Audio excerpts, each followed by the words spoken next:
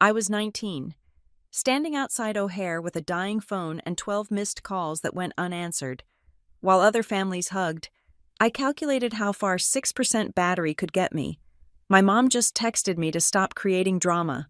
That night, I realized they did not forget me. They replaced me.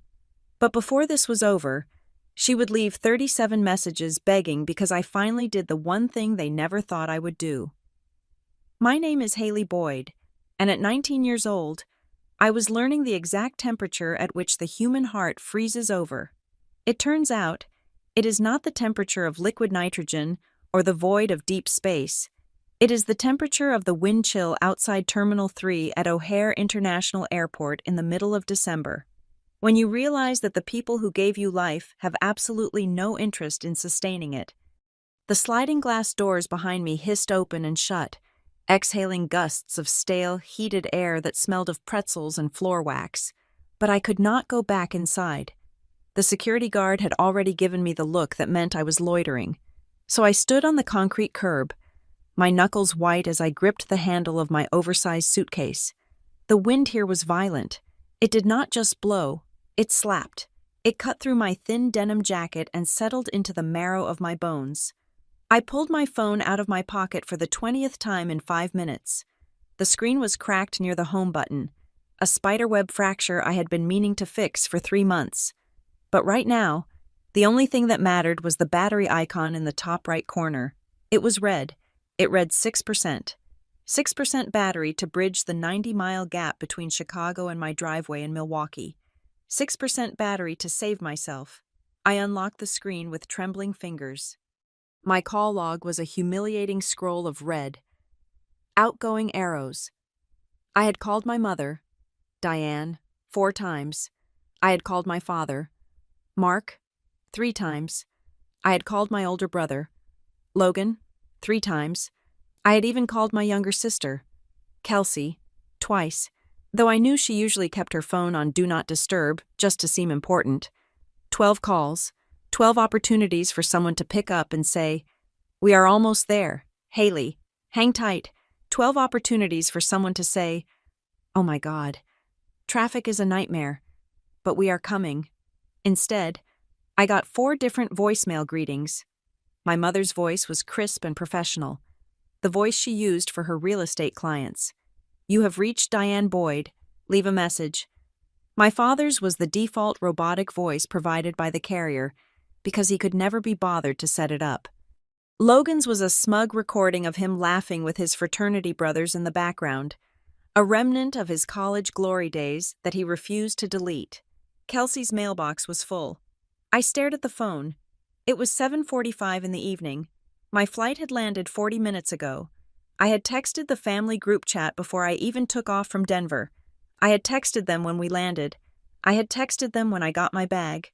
Silence. Absolute, radio silence.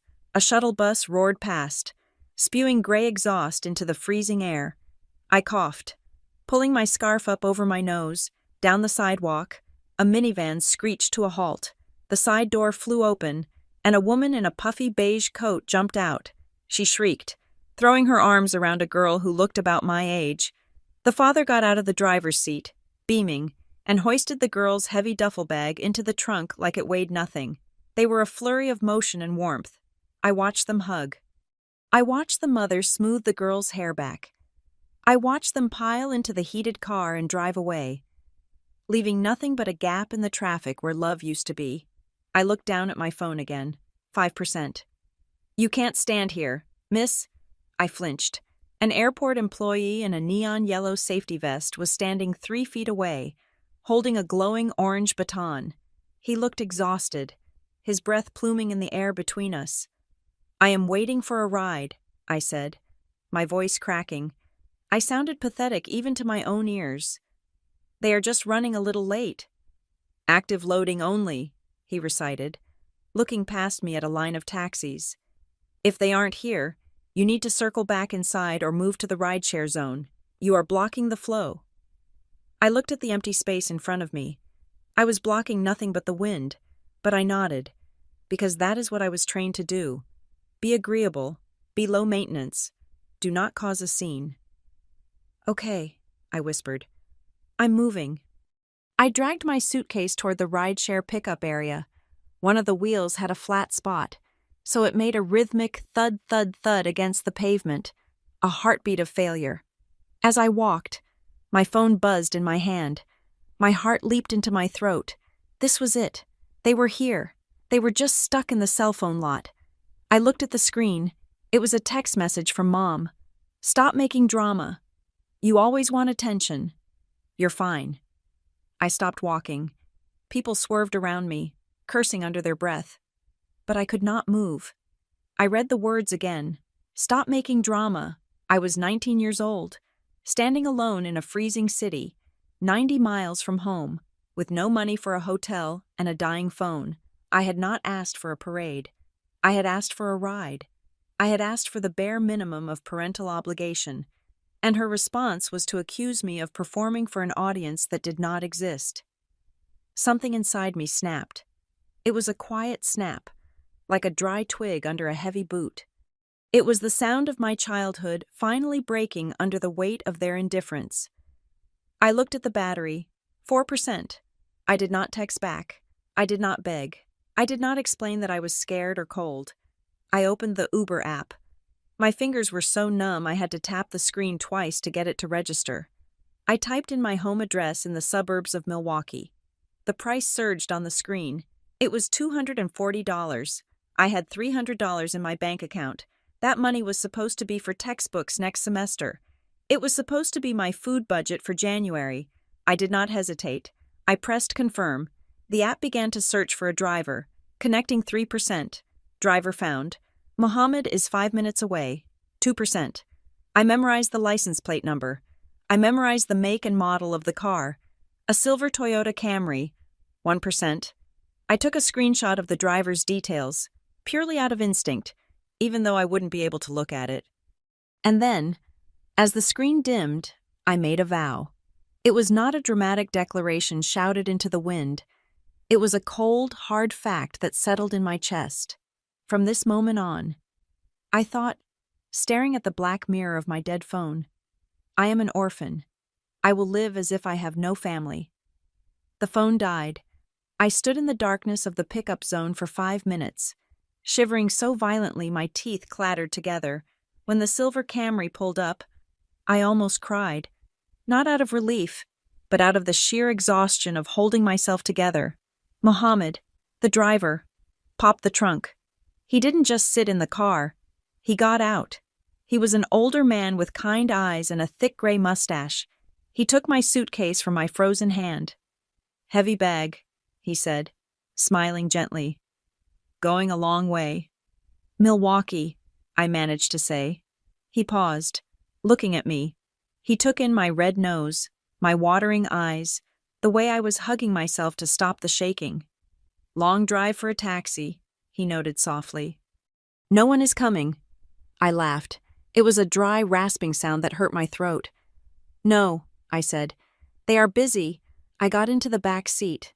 The heat was on, blasting from the vents. It felt like burning, but it was glorious. I leaned my head back against the seat and closed my eyes. Do you have a charger? I asked quietly. My phone died. Of course, Mohammed said. He passed a white cable over his shoulder without turning around. iPhone, yes. Yes, thank you. I plugged it in. I watched the charging symbol appear, but I did not turn the phone on. I did not want to see if they had called. I did not want to see if Mom had texted again to tell me I was being selfish for taking an Uber. I just sat in the silence, watching the highway lights blur past like streaks of orange neon. The drive took 1 hour and 45 minutes. I stared out the window the entire time, watching the landscape shift from the industrial clutter of Chicago to the dark, wooded stretches of the interstate, and finally to the manicured, familiar streets of my neighborhood. I saw the houses of my childhood friends. I saw the park where I broke my arm in the 3rd grade. I saw the high school where I had graduated just a year ago, thinking I was escaping, only to be dragged back by gravity. When Mohammed turned onto my street, I sat up straighter. My house, my parents' house, was blazing with light. It looked like a lighthouse in a sea of darkness. Every window was glowing. There were cars parked all along the curb, blocking the mailboxes, creeping onto the lawns of the neighbors. I recognized my aunt's SUV. I recognized the luxury sedan of my father's business partner. I recognized the rusted hatchback of Logan's best friend. For one distinct, stupid second, hope flared in my chest. They planned a surprise party. I thought, that is why they didn't answer. They wanted to surprise me. They wanted to make a big deal out of me coming home for winter break. The thought was intoxicating. It washed away the cold of the airport. It made me feel guilty for the anger I had nursed for 90 miles. Of course they hadn't forgotten me. They were just overwhelmed with preparations. "Looks like a party," Mohammed said, pulling up to the only empty spot, which was 3 houses down. "Yeah," I breathed, unbuckling my seatbelt. I think it might be for me." "That is nice," he said. "Very nice." I tipped him $40 in the app once my phone rebooted, leaving me with $20 to my name. I didn't care. I dragged my suitcase down the sidewalk, the wheels rumbling over the cracks. I could hear the music from the street. It was loud, thumping bass that vibrated against the siding of the house. I walked up the driveway, maneuvering between the cars. My heart was pounding. I prepared my face. I needed to look surprised. I needed to look happy. I needed to not look like I had just spent 2 hours wishing I was someone else. I reached for the front door handle. It was unlocked. I pushed the door open and stepped into the foyer. The heat hit me first, smelling of expensive cologne, warm cheese, and wine. The noise was deafening. There were at least 50 people packed into our living room and kitchen.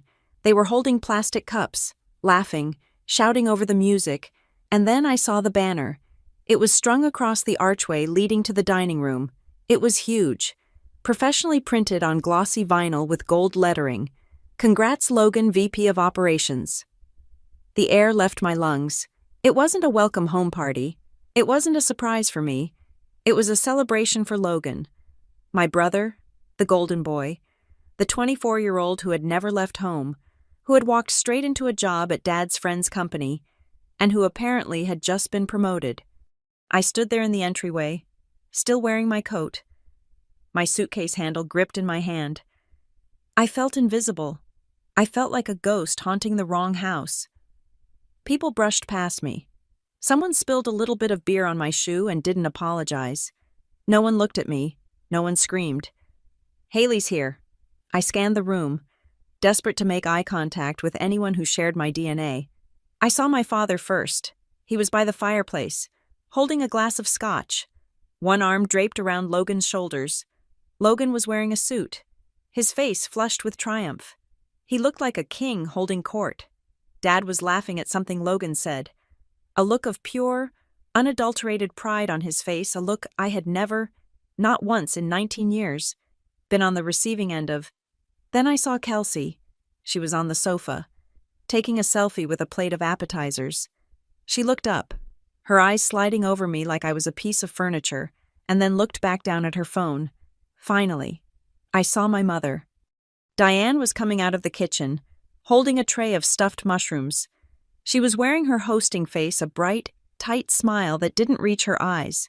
She was wearing a new dress, something silver and shimmering. She turned and saw me. The smile didn't falter, but her eyes went cold. She didn't drop the tray.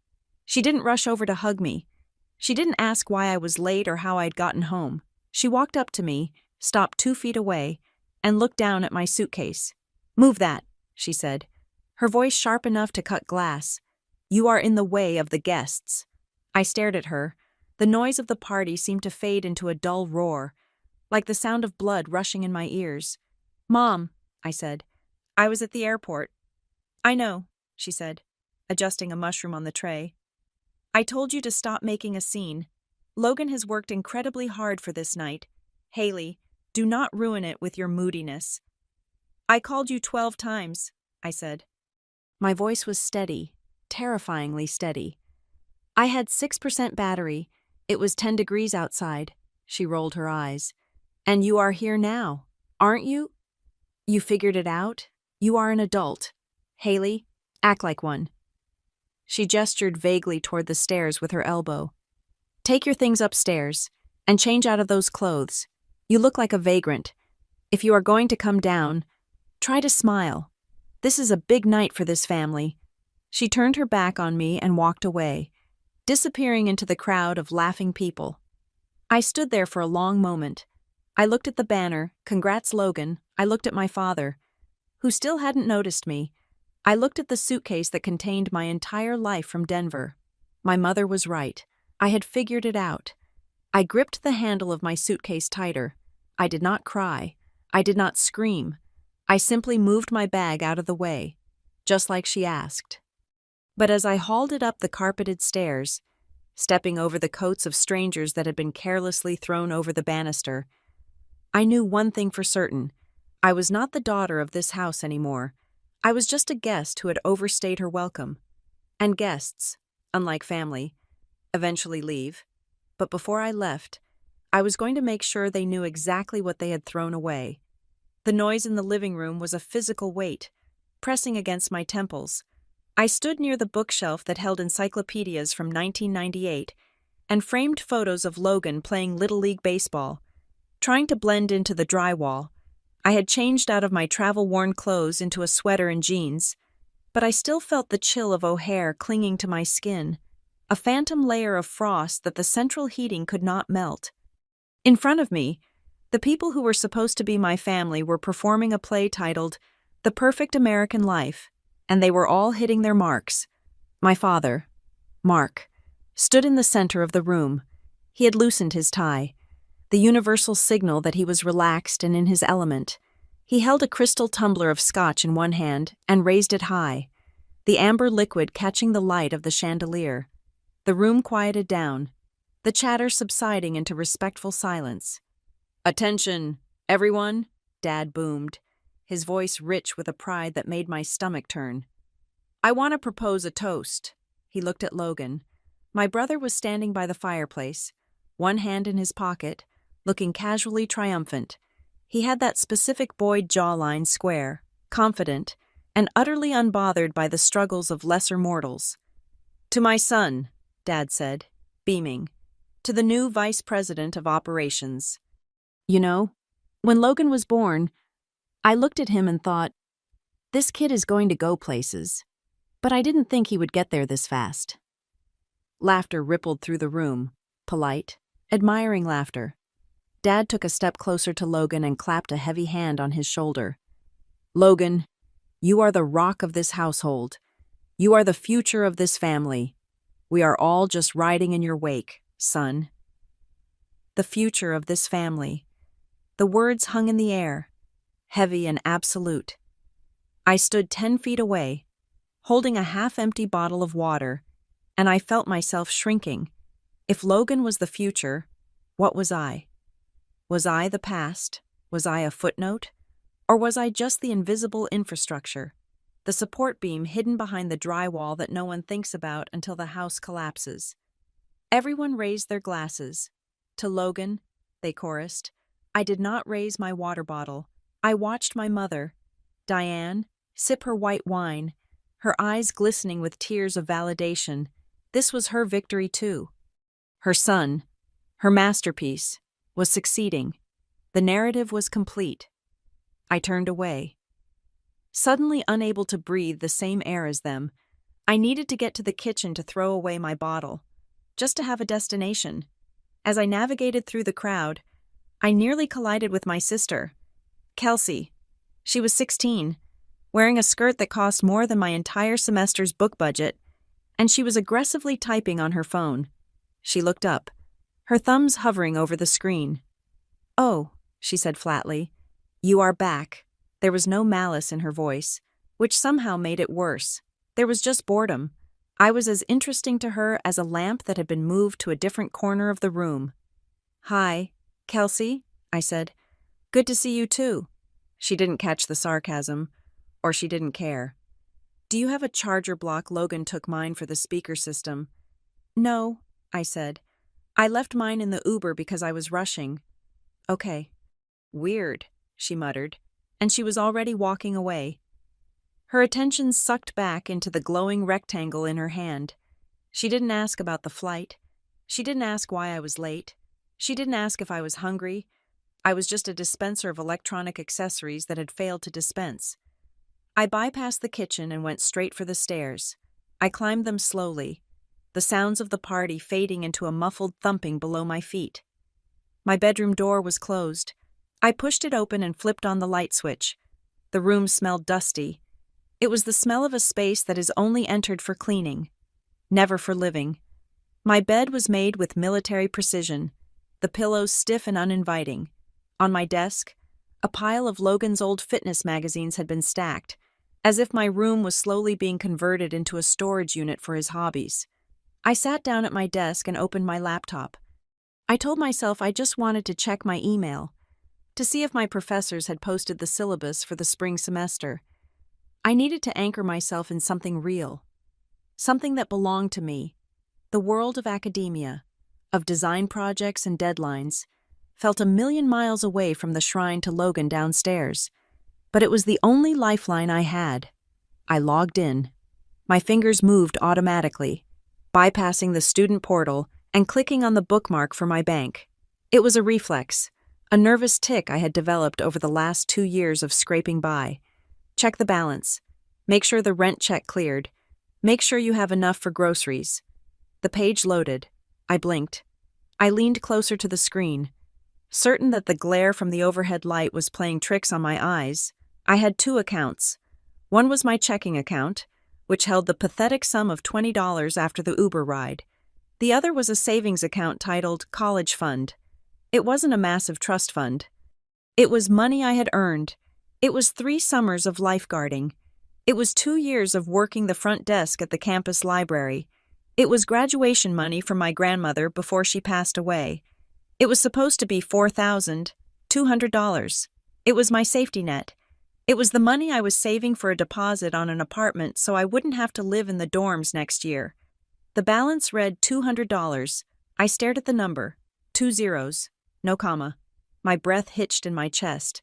I felt a cold flush of panic wash over me. Starting at my scalp and racing down to my fingertips, I clicked on transaction history so hard I almost cracked the trackpad. There it was, dated 3 days ago, online transfer to D. Boyd. Checking ending in 4492, amount $4,000, D. Boyd.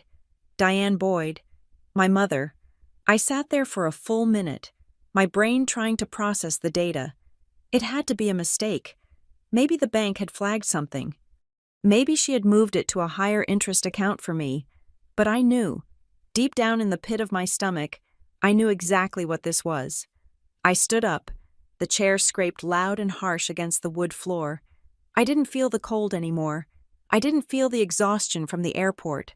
I felt a heat that started in the center of my chest and radiated outward, burning away the hesitation, burning away the desire to be the good daughter. I walked out of my room. I walked down the stairs. I did not look at the guests this time.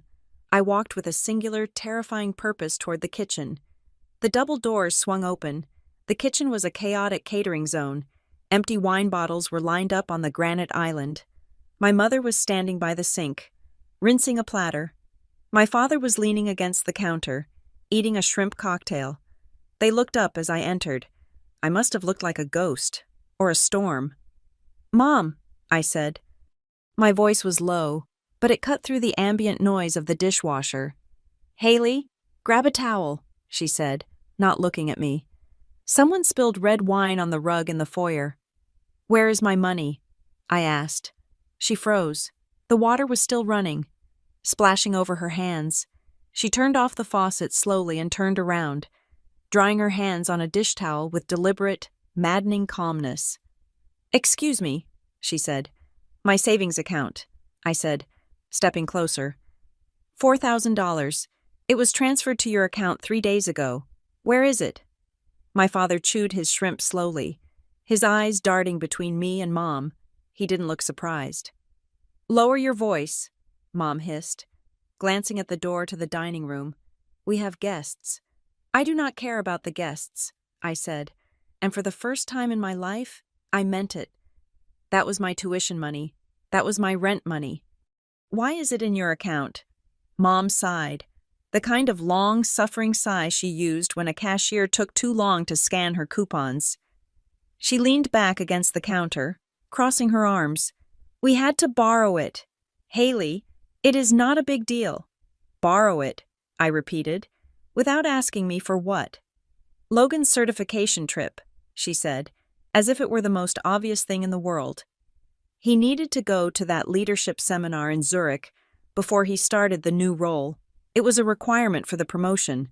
We were a little liquid poor this month because of the party costs, so I moved some funds around.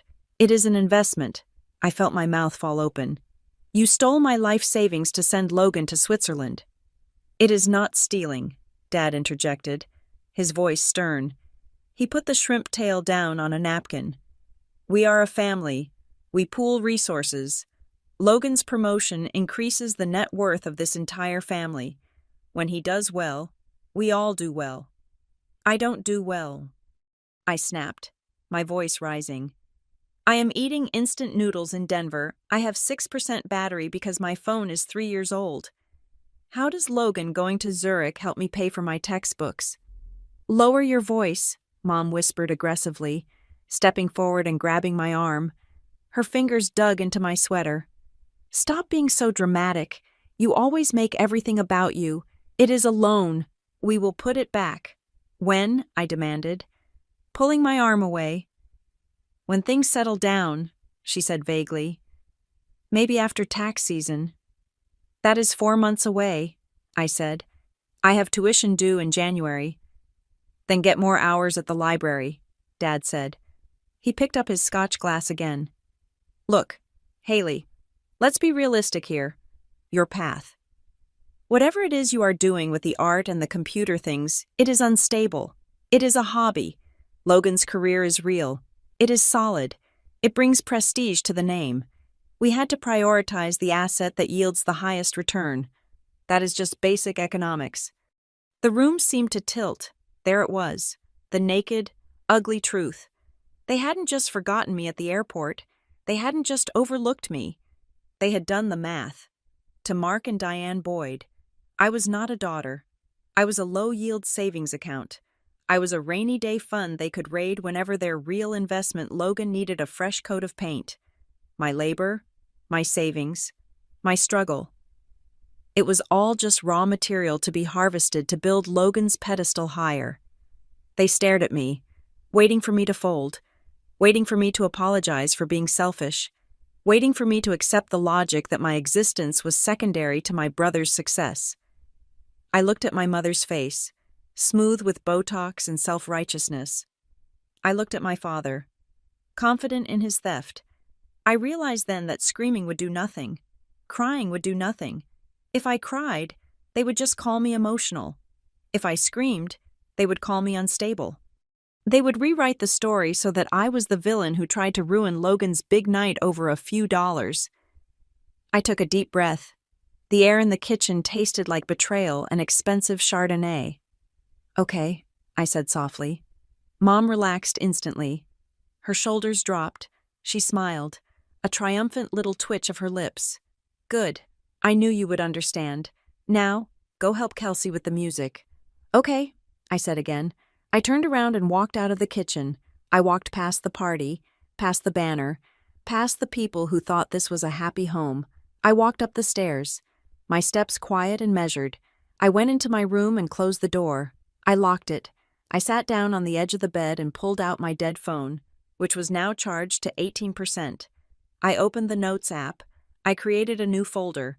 I typed the title in all caps, Receipts. My hands were not shaking anymore. I felt a strange, icy clarity, like the air outside the terminal. I began to type. Item 1, December 19th, $4,000 transferred from savings without consent. Reason Logan's trip to Zurich. Item 2, December 19th. Left at O'Hare for 3 hours. No pickup. Cost of Uber, $240. I stopped. I thought back.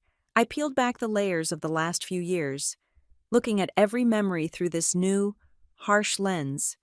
Item 3 August, 2 years ago. My car was sold to pay for Logan's DUI lawyer. I was told the engine died. Item 4, freshman year. My scholarship money was used to fix the roof, but Logan got a new loft apartment that same month. I typed for an hour. I listed dates. I listed amounts. I listed lies. Downstairs, the music swelled. I could hear them cheering again. They were celebrating their future. They didn't know that upstairs, in the dark, I was writing the history that would eventually bury them. I didn't shed a single tear. I just kept typing, turning my pain into data, turning my heartbreak into a dossier. Silence was not surrender. Silence was just the sound of a weapon loading.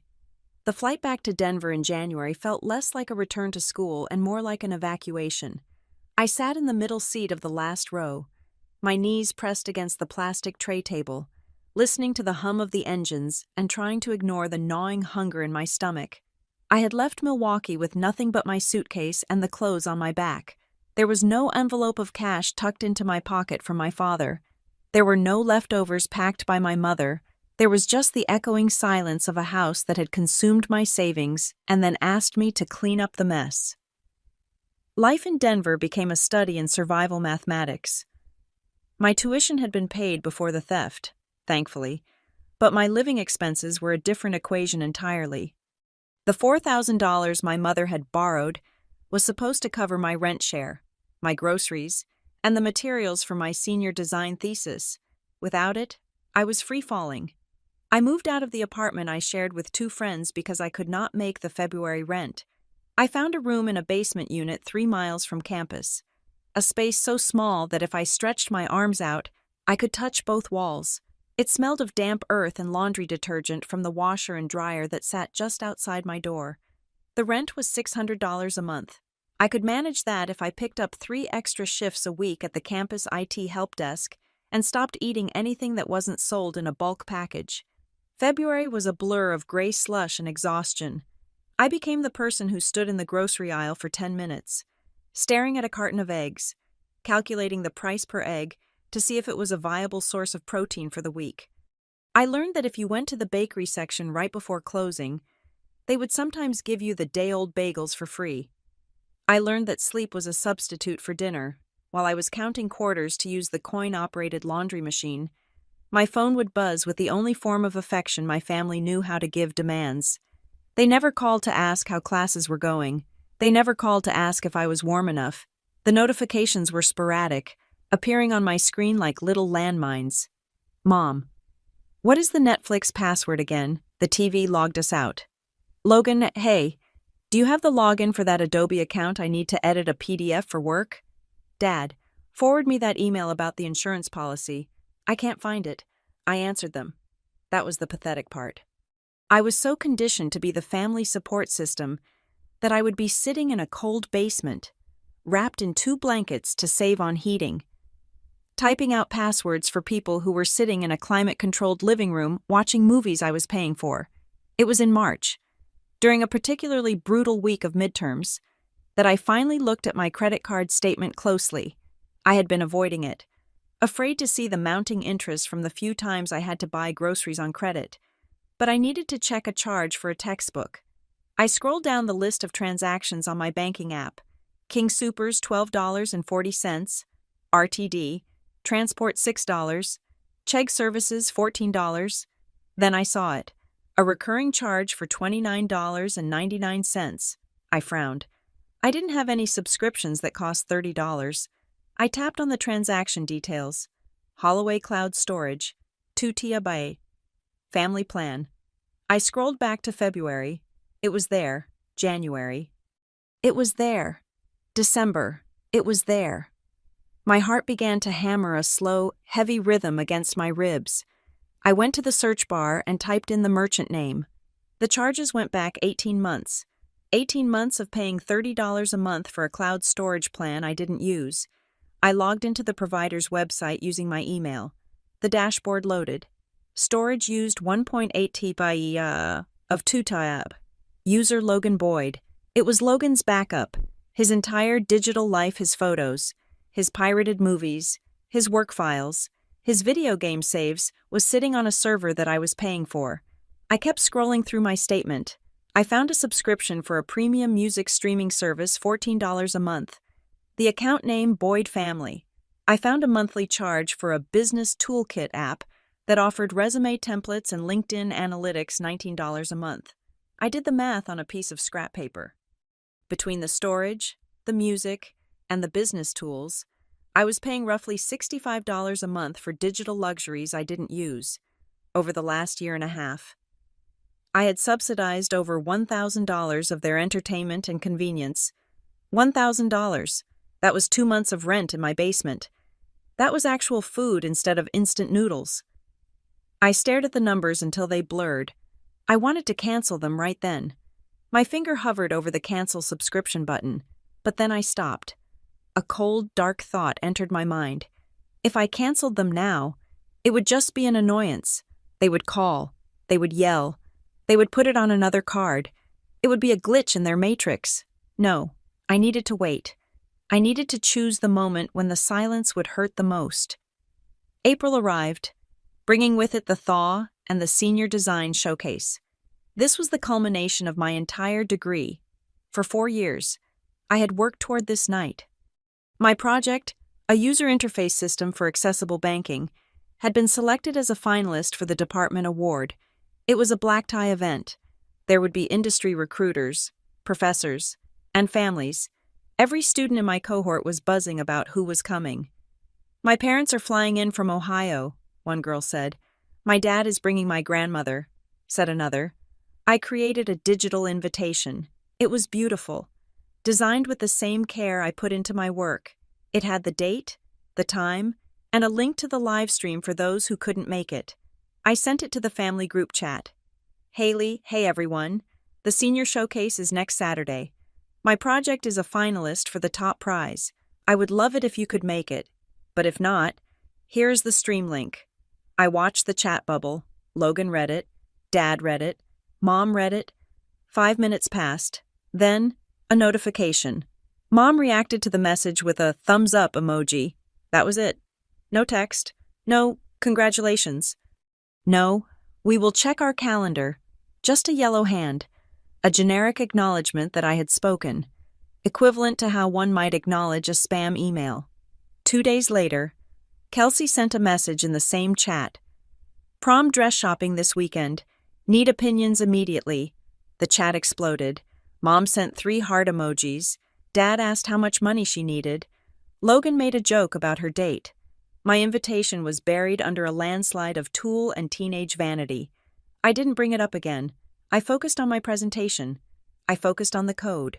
I focused on the way the interface flowed, making sure it was perfect. I worked until my eyes burned and my fingers cramped. The night before the showcase, I sat in my room, staring at my dress. It was a simple black dress I had bought at a thrift store and tailored myself. I looked at the phone. I knew the answer. I knew it in my bones.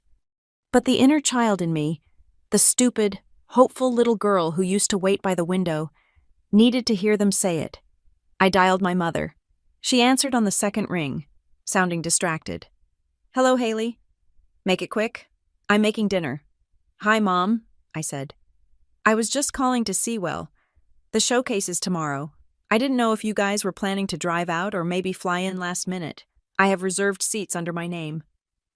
There was a pause. I heard the sound of a pot lid clattering. "Oh, Haley," she sighed. It was a heavy, burdened sound.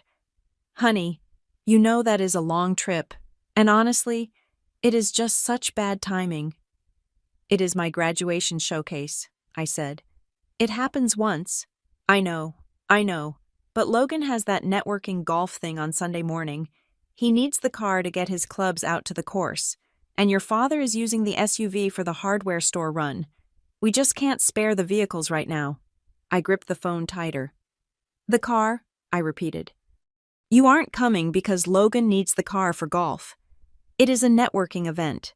Haley, it is important for his career. He meets potential clients there. You have to understand. We can't just drop everything and fly to Denver for a school project. We are proud of you. Obviously. But be realistic." "Right," I said. My voice was hollow. "Realistic. Send us pictures, she said. Oh, and before I forget, did you pay the phone bill? I got a text saying it is due. I will handle it, I said. Thanks. Love you. Bye. The line went dead. The next evening, the university ballroom was a sea of velvet and camera flashes. The air smelled of expensive perfume and anticipation. I stood by my display, explaining my interface to a judge with a clipboard. I smiled. I answered questions. I shook hands. When the ceremony began, I sat in the front row with the other finalists. I listened to the dean speak about the future of design, about how the people in this room were going to change the world. And the winner of the Senior Design Excellence Award, the dean announced, opening the envelope. For her innovative work in accessible financial systems, Haley Boyd. The room erupted in applause. I stood up. The spotlight hit me, blinding and warm. I walked up the stairs to the stage. I accepted the heavy glass trophy. I shook the dean's hand. Look out at your audience, the dean whispered kindly. Soak it in. I turned to face the crowd. I saw hundreds of faces. I saw parents wiping away tears. I saw siblings cheering. I saw fathers holding up phones to record the moment. And then I looked at the third row. Center left. There were 4 empty chairs. I had reserved them. I had put little "reserved for Boyd family" signs on them, just in case. They sat there, gaping and vacant, like missing teeth in a smile. The applause washed over me, but I felt nothing. I felt a coldness that started in my chest and spread to my limbs, a numbness that was absolute. The wind from O'Hare was back, blowing through the ballroom, freezing the tears before they could form in my eyes. I smiled for the camera. I held the trophy high, but inside, the last tether had snapped. After the ceremony, I went to the reception. I accepted free champagne I wasn't supposed to drink. I let my professors congratulate me. I felt like an actor playing a role. I checked my phone. Maybe they were watching the stream. Maybe they saw me win. There was one text message from Mom. Don't forget to fix Logan's login. He says the cloud is full, and he can't upload his weekend photos.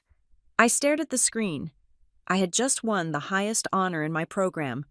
I was standing in a ballroom in a thrift store dress, holding a trophy that validated 4 years of struggle. And my mother was texting me to troubleshoot my brother's digital hoarding. They didn't see me. They never saw me.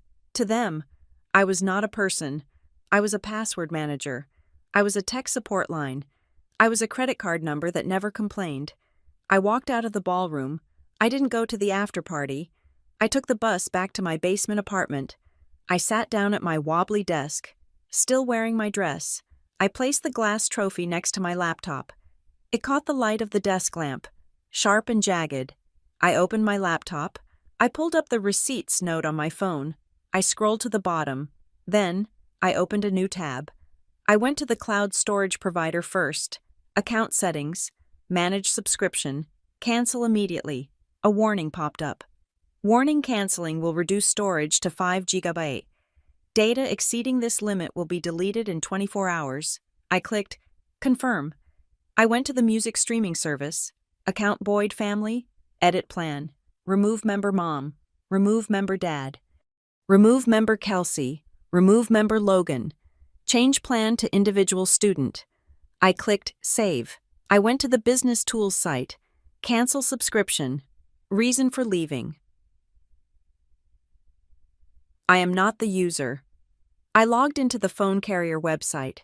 I had been on their family plan, but I had been the one managing the online access because they were all tech illiterate.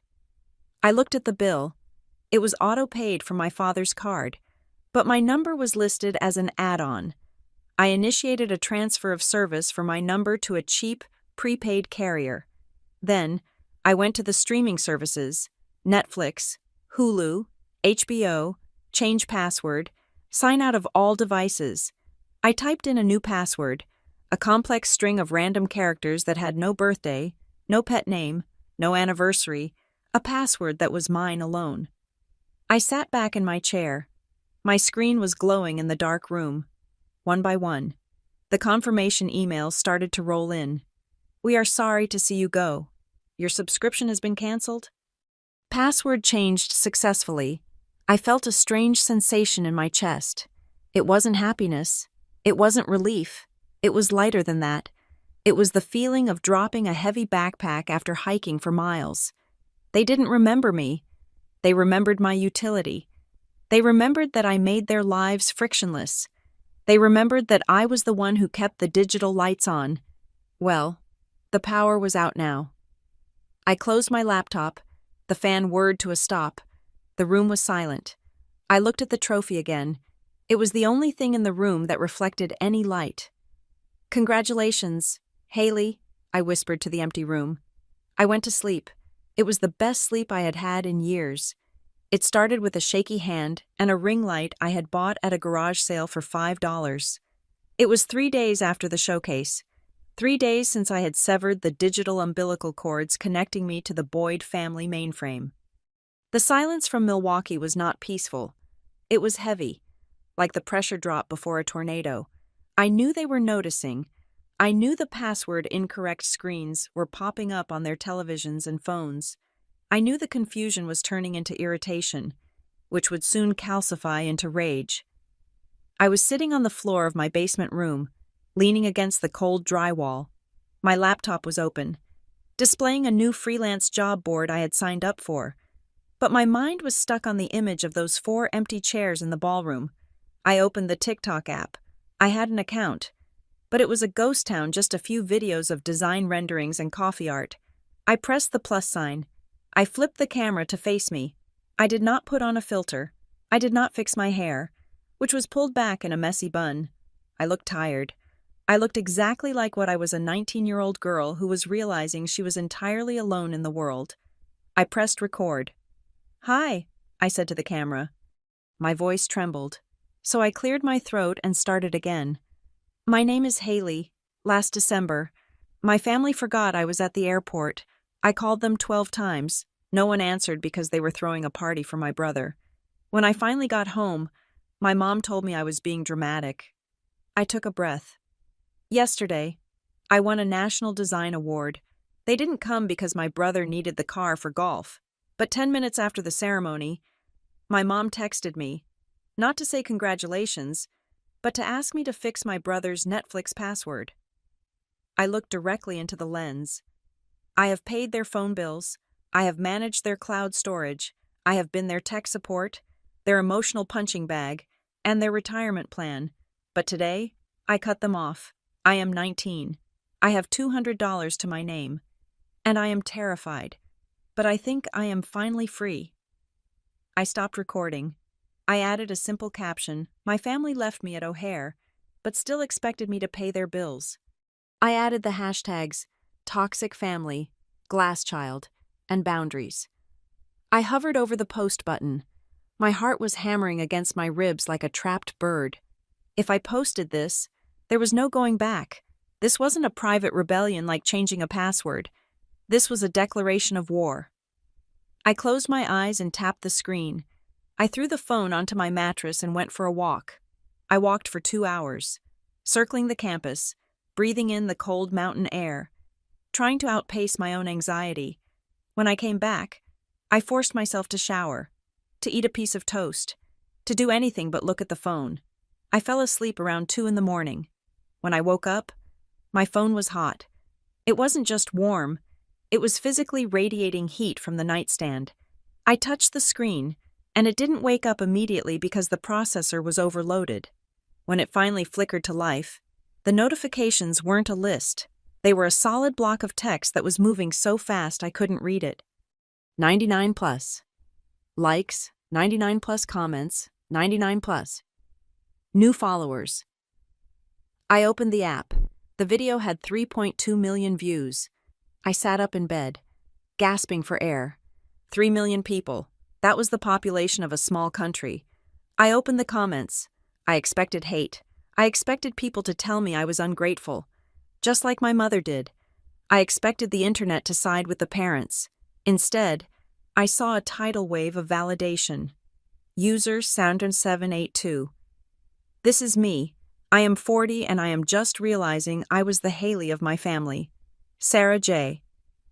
The glass child syndrome is real. They look right through you to see the golden child. I am so sorry. Honey. Mike. Design, you won a national award. Drop your portfolio link. Seriously. Contact Queen. The fact that you cut the subscriptions is the level of petty I aspire to.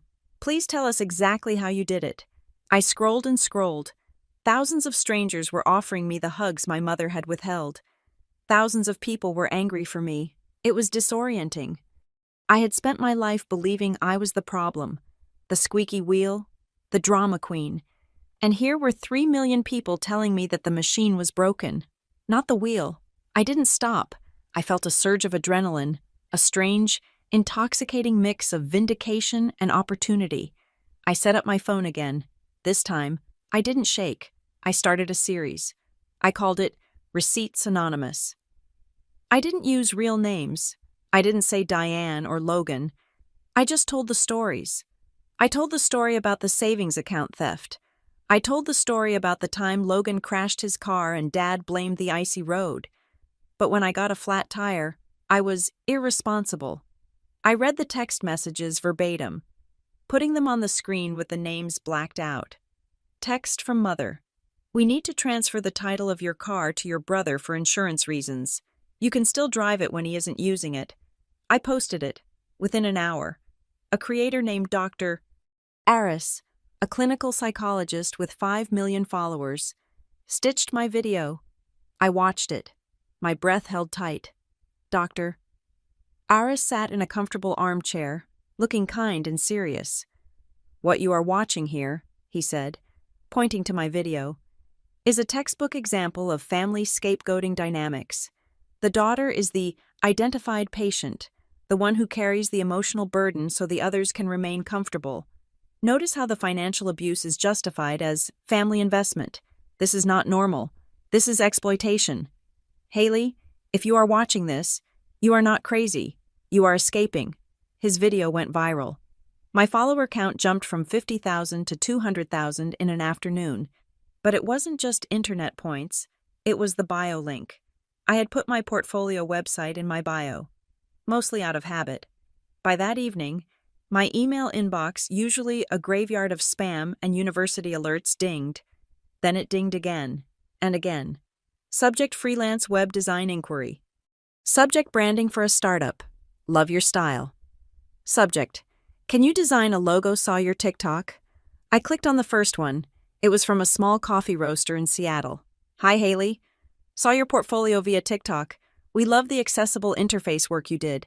We need a new landing page. Budget is $2,000. Are you available? $2,000. I stared at the number. My mother had taken $4,000 from me and called it a loan. Here was a stranger offering me half of that just to do a job I loved for a week. I typed back, I am available. I spent the next 3 days in a fever state of work. I designed the landing page. I created a brand kit for a candle company in Austin. I revamped a resume for a woman in London. When the first payment hit my Stripe account, $500 as a deposit, I cried. I didn't cry at the airport. I didn't cry when I saw the empty chairs. But I cried looking at that notification on my phone. Deposit received, $500. It was mine. No one could claim it was for Logan. No one could guilt me into transferring it. It was the first pure thing I had ever owned. The momentum kept building. The comments on my videos kept asking for more advice. How do you handle the guilt? How do you separate your finances? How do you stop waiting for them to call? I realized I couldn't answer them all in 60-second clips. I looked at my closet. It was full of clothes I barely wore. I pushed the hangers aside. I took the pillows from my bed and lined the walls to dampen the echo. I brought my laptop inside and sat on the floor with my headphones. I recorded the first episode of a podcast. I called it Missed Calls. Welcome to Missed Calls, I said into the microphone, my voice echoing slightly in the small space. I'm Haley. This is a show about the calls we stop answering. It is about the moment you realize that being the good kid is just another way of saying you are the backup plan. Today, we are talking about financial boundaries and why your money is not a family resource. I uploaded it to Spotify and Apple Podcasts. I linked it in my TikTok. It charted in the society culture category within 24 hours. I was living two lives. In one, I was a student eating ramen in a basement. In the other, I was becoming a voice for a generation of kids who felt like utility players in their own families. The irony was sharp enough to bleed. Strangers were sending me fan art. Strangers were Venmoing me $5 for coffee. Strangers were writing me essays about how I saved their lives and my family. They were silent, but it wasn't a peaceful silence. It was the silence of a predator assessing a new threat. I hadn't blocked them yet. I needed to see the incoming fire, but I had muted their notifications. I checked my messages one evening after finishing a logo design. Logan, 3 days ago. Dude, why is my Dropbox locked? I have a presentation. Mom. 2 days ago, Haley. Pick up. This is ridiculous. Your aunt saw some video. Call me immediately. Dad. Yesterday, we need to discuss the phone bill. It has a termination fee. They hadn't seen the viral videos yet. Not really. They had heard whispers. They knew something was wrong because the services were off. But they didn't know the scale of it. They didn't know that 3 million people knew about the airport. I felt a strange sense of power. For the first time, I controlled the flow of information. I controlled the narrative. I opened the Notes app on my phone. I went to the Receipts folder. I typed a new header at the bottom. Exit plan. I made a list. It wasn't a wish list anymore. It was a strategy. Goal 1. Save $10,000. Current status, 2,500. Goal 2. Graduate with honors. Current status. On track. Goal 3. Secure a full-time job with health insurance, so I never have to ask Dad for a doctor's visit again. Goal 4. Move to a building with a doorman, or at least a security code they don't know, and then I added a rule for myself. Rule number 1. No negotiation. Access to me is a privilege, not a birthright. If they want to be in my life, they apply like everyone else. I looked at the screen. The blue light illuminated the dark closet. I felt stronger than I had ever felt. The pain was still there, the ache of knowing my mother loved her image more than she loved me. But it was different now. It was like a scar tissue forming. It was tough. It was protective. I had turned my trauma into a business model. I had turned my neglect into a brand. And for the first time in 19 years, when I looked in the mirror, I didn't see Logan's sister. I didn't see Diane's daughter. I saw Haley, and she was doing just fine. I closed the laptop and walked out of the closet. My phone buzzed on the desk. A new email from Holloway Pike Solutions. Subject interview request. Junior UX designer. I smiled. It was a real company, a big one, the kind of place Logan would kill to work at. But couldn't, because he didn't have the skills, I replied. I would be delighted to interview. The game had changed. I wasn't waiting on the curb anymore. I was driving the car, and I wasn't looking in the rearview mirror. The ripples of my digital rebellion took about 2 weeks to travel from the internet ether to the manicured streets of Milwaukee, but when they arrived, they hit with the force of a structural failure. I wasn't there to see it. Of course, I was 1,000 miles away in Denver, meticulously crafting a portfolio for my upcoming interview with Holloway and Pike Solutions. But thanks to the small-town nature of suburban gossip and a few old high school friends who were all too eager to keep me in the loop via direct messages, I had a front-row seat to the slow disintegration of the Boyd family image. It started, predictably, at the country club. My mother, Diane, lived for her Tuesday tennis league. It was less about the sport and more about the social currency exchanged over iced tea afterwards. According to Sarah, a girl I grew up with whose mom was in the same league, the atmosphere shifted the moment Diane walked onto the court. Usually, Diane held court. She would brag about Logan's promotion, about the investments the family was making, about how perfect their life was. But this Tuesday was different. A woman named Carol, who had always been a frenemy of my mother's, leaned in during the water break. "Diane," Carol reportedly said, loud enough for the next court to hear. I saw the most disturbing video on TikTok yesterday. It was about a girl left at O'Hare by her family. The details well. They sounded so familiar. Is that Haley's story? My mother froze. She laughed. A brittle, high-pitched sound. Oh, you know the internet. Carol. People make things up for attention. Haley is doing wonderful. She just won an award. Right, Carol pressed. But the video mentioned the brother needing the car for golf on the day of the award. Didn't Logan play with my husband that Sunday? The silence that followed was apparently deafening. My mother went into damage control mode immediately. That night, I saw the notification pop up on Facebook. She had posted a status update, set to public, with a background of storm clouds. It is heartbreaking when you sacrifice everything for your children, only to have them rewrite history for 5 minutes of fame. Ungrateful kids are the hardest cross to bear. Family values, truth will out. She expected sympathy. She expected the chorus of "You're a saint, Diane" comments she usually farmed. Instead, a woman who had been my Girl Scout troop leader 10 years ago commented, "Diane, didn't Haley get a full academic scholarship? I thought she was paying her own way through school." Another neighbor chimed in. "Wait, is the airport story true? I saw you guys hosting a party that night. My mother deleted the post within an hour, but screenshots live forever, while Diane was fighting a losing battle on Facebook. Logan was facing a much more tangible nightmare at his office. For years, I had been Logan's secret weapon, since high school. I had edited his essays, formatted his spreadsheets, and designed his presentations.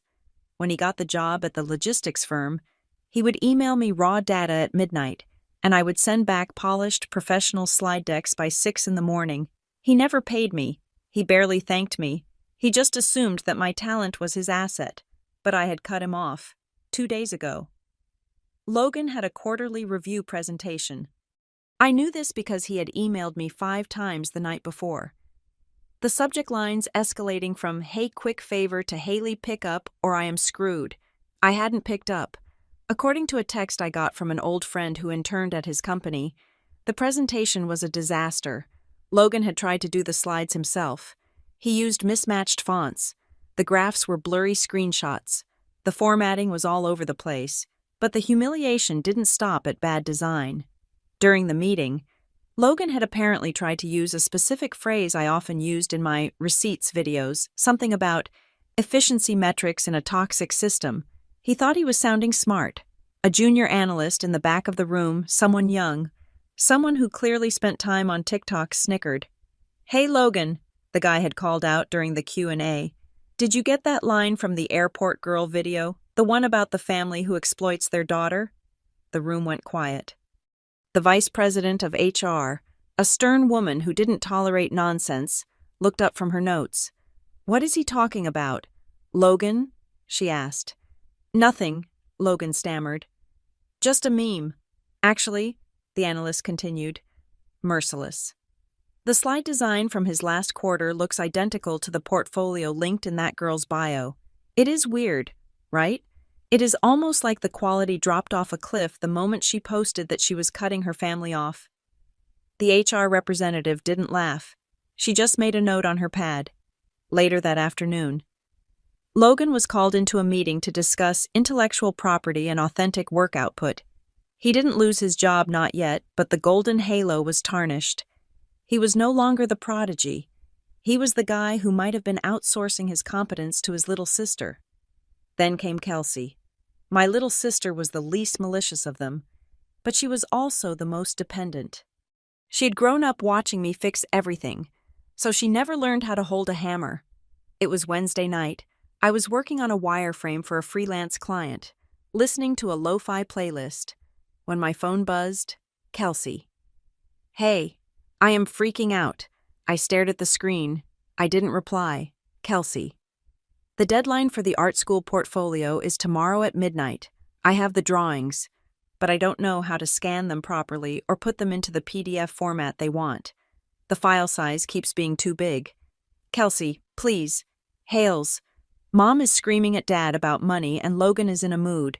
I can't ask them. You always do this for me." My thumb hovered over the keyboard. I knew exactly how to fix her problem. It would take me 10 minutes. I could tell her to adjust the DPI settings.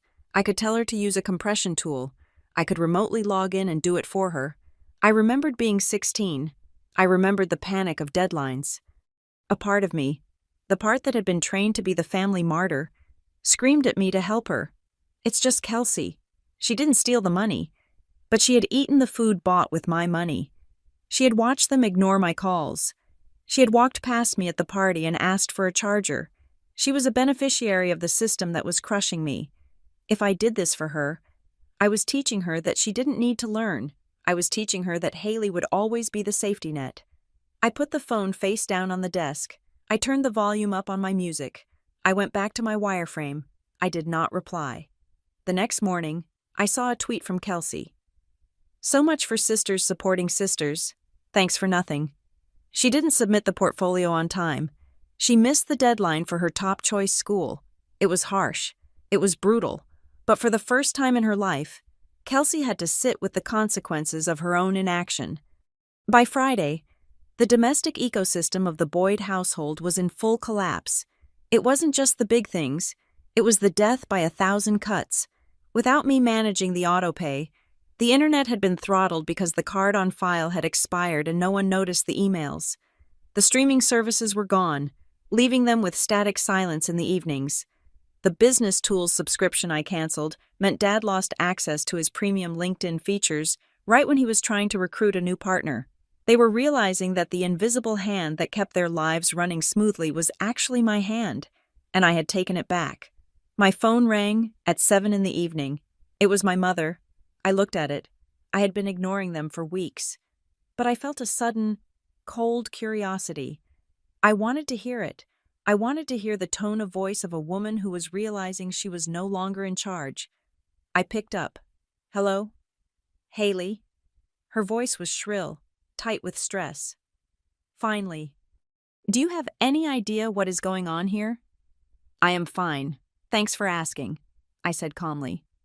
Don't get smart with me, she snapped. The internet is down. Logan is being investigated at work because of some rumors you started. People at the club are looking at me like I'm a criminal, and Kelsey is crying in her room because she missed her application deadline. Are you happy? Are you happy that you are ruining this family? I sat back in my cheap desk chair. I looked around my tiny room. It was small, but it was paid for. The food in the fridge was mine. The quiet was mine. I am not ruining anything, Mom, I said. I am just not fixing it anymore. It is the same thing, she shouted. We are a family. You help the family. Why is everything suddenly falling apart? Because I stopped holding it up, I said.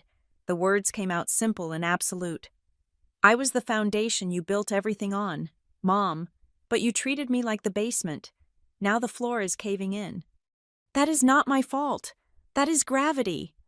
You are so selfish, she hissed. After everything we gave you, a roof over your head, clothes on your back. You took my college fund, I reminded her. You left me at the airport. You forgot my existence until you needed a password. That isn't giving, Mom. That is taking. We will fix this, she threatened. We will issue a statement. We will tell people the truth about how unstable you are. Go ahead, I said. I have the receipts. I have the bank statements. I have the call logs. I have the emails where Logan asked me to do his work.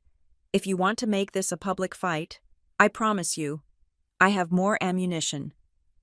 There was silence on the other end. For the first time, she realized she couldn't bully me. I wasn't 19 and scared anymore. I was independent and armed with evidence. Haley, she said, her voice dropping to a dangerous whisper. You are making a mistake. You need us. No, I said. I really don't. I hung up. My heart was pounding, but not from fear. It was the adrenaline of a clean break. I blocked her number. I blocked Dad. I blocked Logan. I blocked Kelsey. I sat in the silence for a moment, letting the weight of what I had done settle. I had effectively orphaned myself. It should have felt tragic. Instead, it felt like I had just cut away a gangrenous limb. My laptop pinged with a new email notification. I turned to the screen, expecting another freelance inquiry or maybe a bill. It was from the domain HollowayPike.com. Subject interview. Confirmation. Junior UX Designer role. Dear Ms. Boyd, we have reviewed your portfolio and your online case studies. We are incredibly impressed by your work on accessible financial interfaces. Your ability to translate complex systems into user-friendly designs is exactly what we are looking for. We would like to fly you out for a final round of interviews at our Denver headquarters next Tuesday. Please let us know if you are available. I read the email 3 times. Holloway and Pike. It was a Tier 1 tech consultancy. Starting salaries for juniors were around $80,000 a year. It came with full benefits, stock options, and a signing bonus. This was the door, the real door. If I got this job, I wouldn't just be surviving, I would be thriving. I would be making more money at 22 than my father made at 40. I would have health insurance that didn't depend on his employment. I would have a career that was entirely 100% mine. I thought about Logan, sweating in his office, unable to make a slide deck. I thought about my mother, desperately trying to spin a narrative that no longer held water. I thought about Kelsey, missing deadlines because she waited for a savior who wasn't coming. They were drowning in the shallow end of the pool because they refused to learn how to swim. I typed my reply. I am available. Thank you for the opportunity. I hit send. I stood up and walked to the small window of my basement apartment. Outside, the Denver sky was a brilliant, bruised purple as the sun went down over the Rockies. It was cold, but inside, I was warm. The family structure had collapsed. The perfect image was shattered, and standing in the rubble, holding the blueprint for a new life, was me. I smiled. It was time to build something that actually had a foundation. The optimism I felt after scheduling the interview with Holloway and Pike was a narcotic. It made me feel invincible, like I had finally outrun the shadow of my family. I spent the weekend looking at apartments online, fantasizing about a space that didn't smell like damp basement and didn't have a shared laundry room where my socks mysteriously vanished. I found it on a Tuesday morning. It was a studio apartment in the Lohi neighborhood of Denver.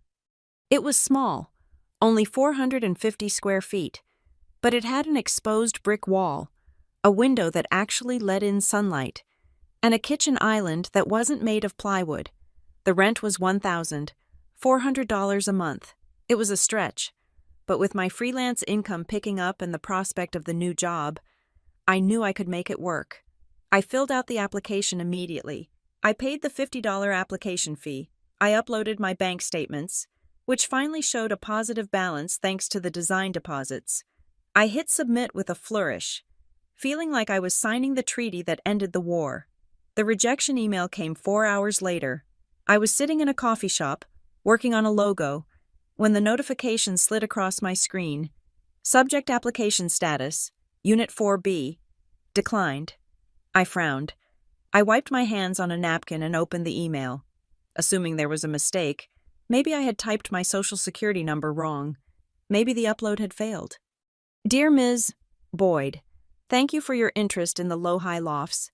Unfortunately, we are unable to approve your application at this time. Our leasing policy requires a minimum credit score of 650. Your current credit report indicates a score of 580, along with a high debt-to-income ratio due to recent credit utilization. If you believe this is an error, please contact TransUnion directly. I stared at the number. 580. That was impossible. I was 19. I had one credit card, a student starter card with a limit of $500, which I paid off in full every single month. I had never missed a payment. I had no car loan. I had no mortgage. My student loans were in deferment until graduation. My credit score should have been in the 700s. A cold, prickly sensation started at the base of my neck. It was the same feeling I had when I looked at the college fund account and saw the missing money. But this was worse. That was theft of cash. This was theft of my name. I packed up my laptop. I couldn't do this in public. I needed to be somewhere private.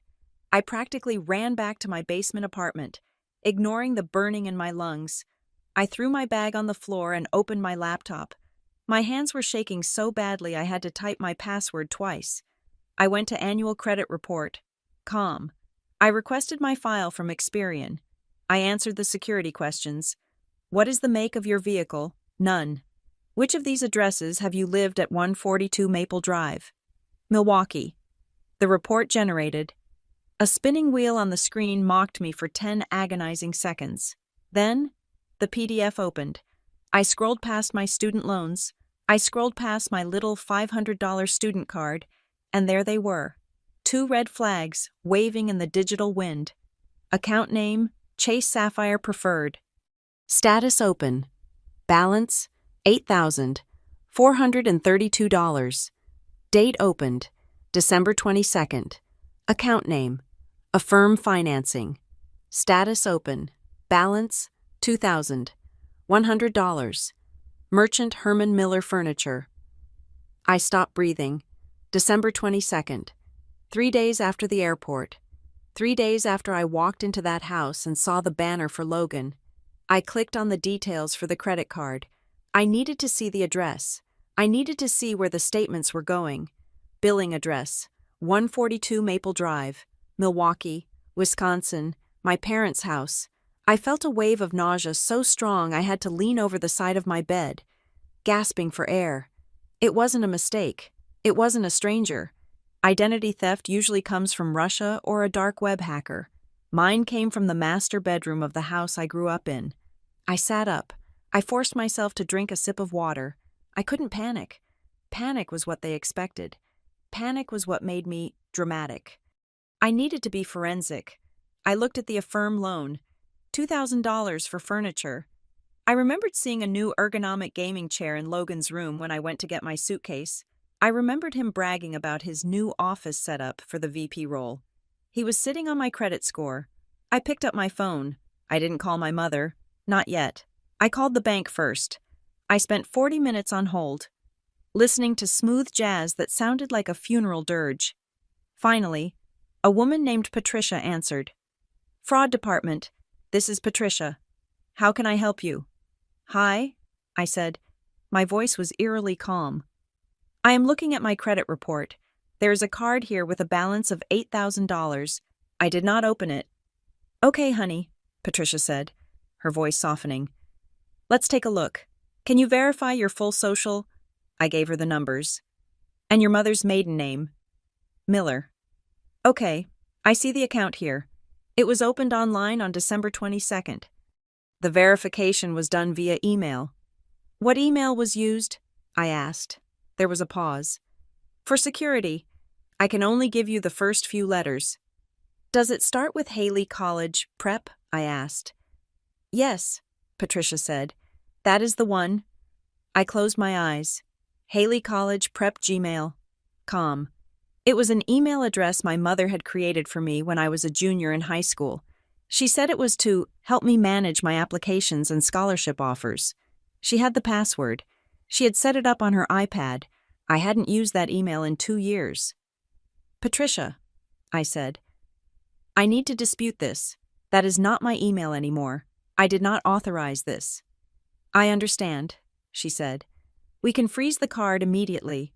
We will open an investigation. But I have to ask, do you know who might have had access to your social security number and that email address? I looked at the wall of my basement room. I looked at the water stains on the ceiling. Yes, I said.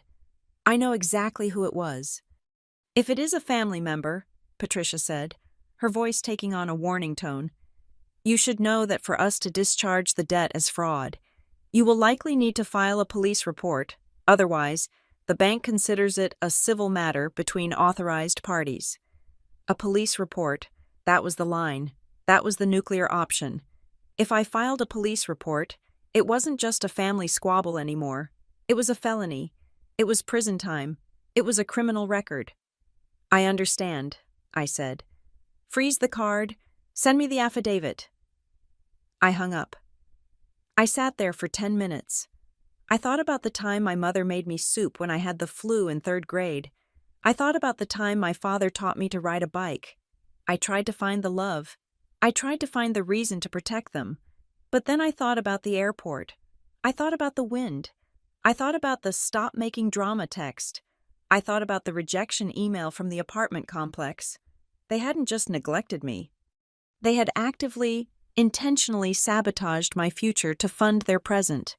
They had looked at my credit, my good name, my financial identity, and decided it was a resource they were entitled to harvest. I unblocked my mother's number. I dialed.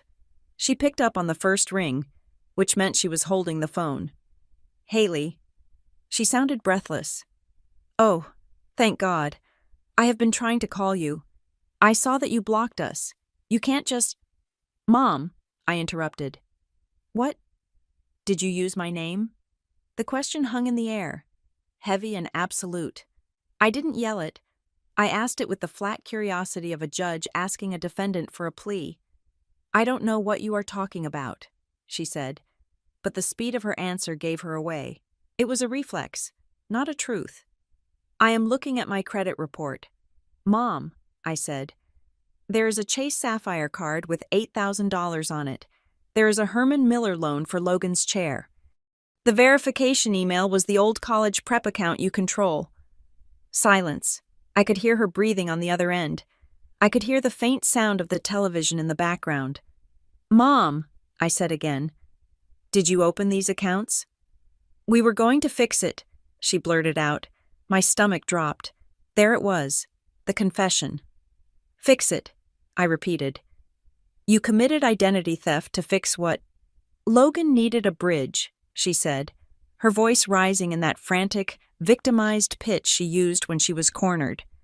The promotion came with expenses. Haley, he had to buy new suits. He had to furnish the home office. The signing bonus hadn't cleared yet. We were just liquid poor for a few weeks. We were going to pay it off before you even noticed. Before I noticed, I laughed. A harsh, jagged sound. Mom, you tanked my credit score. I just got denied for an apartment. I am living in a basement because of you. Don't be dramatic, she said instinctively. It is just a number. We can pay it down. Your father is closing a deal next month. We will transfer the money. Just don't make a scene about this. Make a scene. I felt the heat rising in my face, but I pushed it down. I needed to be cold. You committed a felony. We are your family, she screamed. You don't use words like felony with your mother. We raised you. We fed you, so we used your credit for a month, so what? You weren't using it. You are a student. Logan has a career to protect. And I don't, I asked softly. I don't have a life. You are young, she said dismissively. You can bounce back. Logan is at a critical juncture. If he showed up to that job in cheap suits, he would have been laughed out of the boardroom. We did what we had to do for the family. I am part of the family, I said. Then act like it, she retorted. Stop checking your little reports and let us handle the finances. We know what we are doing. I looked at the $8,000 balance again. Trips to restaurants, gas stations, a charge for a spa in downtown Milwaukee, a charge for a liquor store. They weren't just buying suits. They were living their perfect life on my credit because they were broke. The realization hit me like a physical blow. They weren't rich. They were drowning, and they were using me as a life raft. Okay, I said. Okay. She sounded relieved. Good. I knew you would be reasonable. Just unblock us. Haley, we need to coordinate the payment plan, and maybe you can take down those TikTok videos. People are talking. I said okay, I repeated. As in, I understand now. Understand what? I understand that I am not a daughter to you, I said. I am a line of credit. Haley, stop it. I'm going to hang up now. Mom. Wait. Don't you dare. I pressed the red button. I sat in the silence of my room. My hands were steady now. The shaking had stopped. I didn't cry. I didn't throw things. I felt a strange, terrifying clarity. They thought I would fold. They thought I would be the good little girl who took the hit to protect the family secret. They banked on my silence. They made a bad investment. I opened a new tab on my laptop. First, I went to the post office website. I rented a P.O. box in Denver. I set up mail forwarding immediately. Nothing, not a letter, not a bill, not a birthday card would ever go to 142 Maple Drive again. Second, I logged into every single email account I had. I changed the passwords. I enabled two-factor authentication. I removed the recovery email that linked back to my father. Third, I went back to the credit bureaus. Experian, TransUnion, Equifax. I clicked the button that said, Freeze Credit Report. It meant no one could open a new account in my name. Not me, not Logan, not Diane. And finally, I looked at the affidavit the bank had emailed me. Identity theft report. Did you authorize this debt? No. Do you know the person who committed this fraud? I picked up my digital pen. I could have just checked no and let the bank write it off. I could have let them handle it internally. But if I did that, the debt would just disappear. And my parents would learn nothing. They would do it again, maybe to Kelsey, maybe to me in 5 years. They needed to learn that Haley Boyd was closed for business. I checked the box that said, yes. I wrote down the name, Diane Marie Boyd. I wrote down the address, 142 Maple Drive. I wrote down the relationship mother. I saved the document. I wasn't just leaving them at the airport anymore. I was putting them on the no-fly list. I stood up and walked to the mirror. I looked different. My eyes looked older. The girl who waited on the curb at O'Hare hoping for a ride was dead. The woman looking back at me was ready to burn the bridge while they were still standing on it. I picked up my phone and opened my calendar. I marked the date of my interview with Holloway and Pike. Then, I added a new event for tomorrow morning. 9:00 a.m., police station. I wasn't doing it out of spite. I was doing it for survival. As Dr. Aris had said in his video, boundaries without consequences are just suggestions. I was done making suggestions. The first time I walked into the lobby of Holloway and Pike Solutions as a full-time employee. The air smelled like ozone and expensive coffee. I was wearing a blazer I had bought with my first freelance check, and for the first time in my life, I did not feel like an imposter. I felt like an investment. The onboarding process was a revelation. In the Boyd household, money was a secret weapon used to control or a panic button hit in emergencies. Here, it was a contract. The HR representative, a woman named Linda with kind eyes, slid a piece of paper across the desk. This is your compensation package. Haley, she said. Base salary of $82,000. Signing bonus of $5,000, and here is your benefits enrollment guide. I stared at the number. $82,000. It was more money than I had ever seen in one place. It was freedom.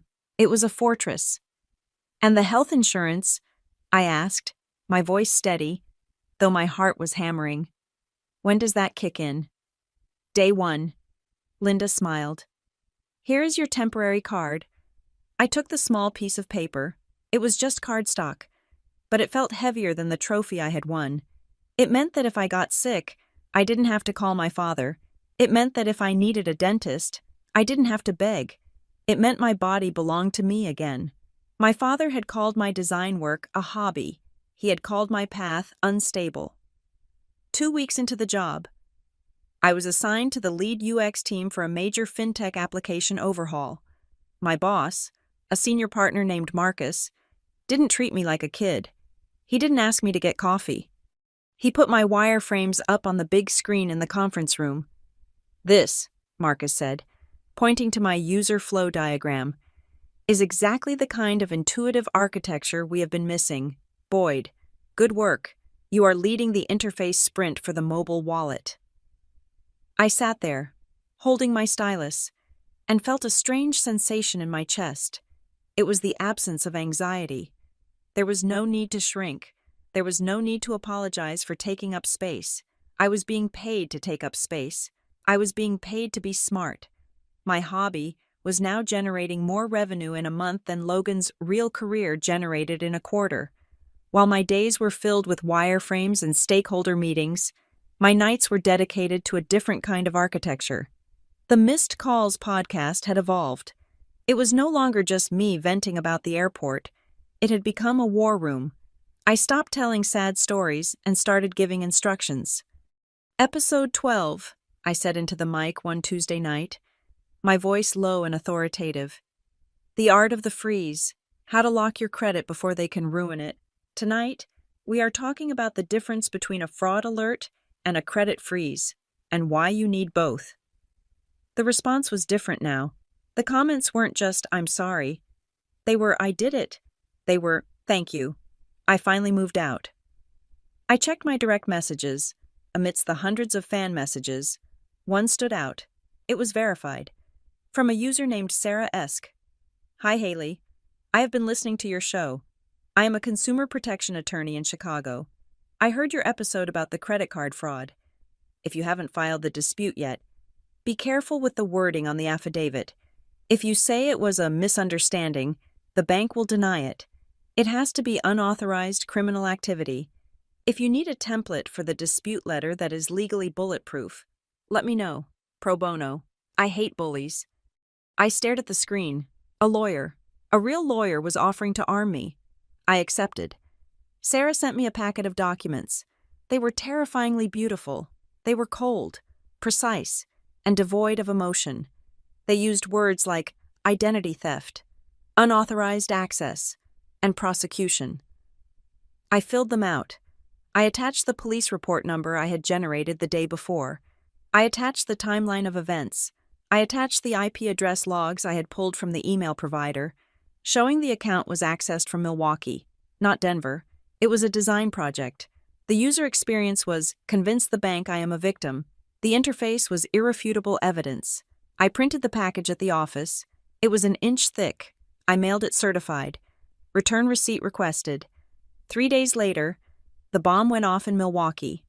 I knew it happened because my phone, which I kept on Do Not Disturb during work hours, lit up with 17 notifications in the span of 10 minutes. Mom. Voicemail, "Haley, what did you do?" The bank called. "They are talking about an investigation. Call me back right now." Dad voicemail. "You need to withdraw that claim. Do you have any idea what this does to our liquidity? We can work this out." Logan. Text. "You are actually crazy. Mom is crying. Fix this." I sat in my ergonomic office chair, overlooking the Denver skyline. I took a sip of my sparkling water. I did not call them back. I did not text. I opened my email. I composed a new message. To Diane Boyd. Mark Boyd. Logan Boyd. Subject Communication Protocol. I have received your calls. Due to the pending fraud investigation and the legal nature of the dispute regarding the unauthorized accounts opened in my name, I have been advised to cease all verbal communication. If you have anything to say to me, you may put it in writing. Any further attempts to call my personal number will be documented as harassment and added to the case file. Haley. I hit send. It was the coldest thing I had ever done. It was also the most necessary. By forcing them to write, I was stripping them of their weapons. They couldn't use tone. They couldn't use guilt-tripping pauses. They couldn't gaslight me by saying, "I never said that later." If they wrote it, I had it. The silence that followed was heavy, but it was the silence of a siege. They were trapped. If they emailed me admitting they opened the accounts, I had a confession. If they emailed me threatening me, I had harassment. So they stopped. But the consequences didn't stop. Logan was the first to crumble. Without me to manage his digital life, the cracks in his competence were becoming canyons. I heard about it from a mutual friend, a guy named Chris who worked in Logan's building. We met for coffee in Denver when Chris was in town for a conference. "It is bad, Haley," Chris said, wincing as he took a sip of his latte. "Like, really bad. Last week, Logan had to present the Q1 projections. Usually, his decks are slick. This time it looked like a fourth grader made it in paint. White background, black text, typos everywhere. He didn't use the templates I made him, I asked, keeping my face neutral. He couldn't find them. Chris laughed. Apparently, they were on that cloud account you canceled. He stood up there and tried to wing it. He kept saying, and The VP asked him a basic question about the data source, and Logan just froze. He said, "I usually have support staff handle the raw data," the VP said. "Logan, you are the support staff." I felt a dark, sweet satisfaction curl in my stomach. It wasn't gloating. It was justice. For years, Logan had walked around wearing my hard work like a tailored suit. Now he was naked, and everyone could see that the Emperor had no skills. Is he going to be fired? I asked. Probation, Chris said. He is on a performance improvement plan. He has 30 days to prove he can actually do the job. He wouldn't make it. I knew he wouldn't. Logan had never learned to swim because he had spent his whole life standing on my shoulders. Then there was Kelsey. My sister emailed me a week after the written-only rule went into effect. She didn't use the group thread. She emailed me privately. Subject FAFSA. Haley, I know you said to write, I am not asking for money, but the school counselor said I need to fill out the FAFSA for financial aid if I want to go to community college since I missed the art school deadline. Mom and Dad won't give me their tax info. They are screaming about audits. I don't know what to do. I don't know how to fill this out. Can you just tell me what line 4B means? I looked at the email. It was the first time Kelsey had ever asked how to do something, rather than asking me to do it for her. I could have ignored it. I could have let her fail to teach her a lesson. But the goal wasn't cruelty. The goal was independence. I didn't do it for her. I didn't ask for her login. I replied, here is a link to a YouTube tutorial that explains the form line by line. You need to demand the tax returns from Dad. Tell him that if you don't file, you don't get aid, and he has to pay tuition out of pocket. He will give them to you. I hit send. I was no longer the mule. I was the guide. If she wanted to walk the path, she had to move her own legs. By the end of my first month at Holloway and Pike, my first full paycheck hit my bank account. I looked at the number on the screen. It was beautiful. After taxes, after the 401k contribution, after the insurance premium, it was still more money than I had ever possessed. I paid my rent. I paid my phone bill. I paid for my groceries. And I had $2,000 left over. I opened a new savings account. It wasn't at the same bank my parents used. It was at a credit union across town. The app asked me to name the goal. Vacation New Car Emergency Fund. I typed in the name. Gate 12. It wasn't a fund for a trip. It was a fund for a promise. Gate 12 was where I stood in the wind. Gate 12 was where I realized I was alone. Gate 12 was the lowest point of my life. I transferred the $2,000 into the account. This money was my never again fund. If I ever got stranded, if I ever got fired, if the world ever turned its back on me, I would have the resources to buy my own ticket. I would never stand on a curb waiting for a car that wasn't coming. I watched the balance settle. Gate 12, $2,000. I closed the laptop. I walked to the mirror in my new apartment, the one I had secured with an extra-large security deposit and a letter of employment from my new firm, bypassing the credit check hurdle. I looked at myself. I was tired. Yes, the legal battle was draining. The emotional toll of cutting off my family was a heavy coat I wore every day, but I was standing on solid ground. My phone buzzed on the counter. It was an email notification. From Chase Fraud Dept. Subject update on your dispute.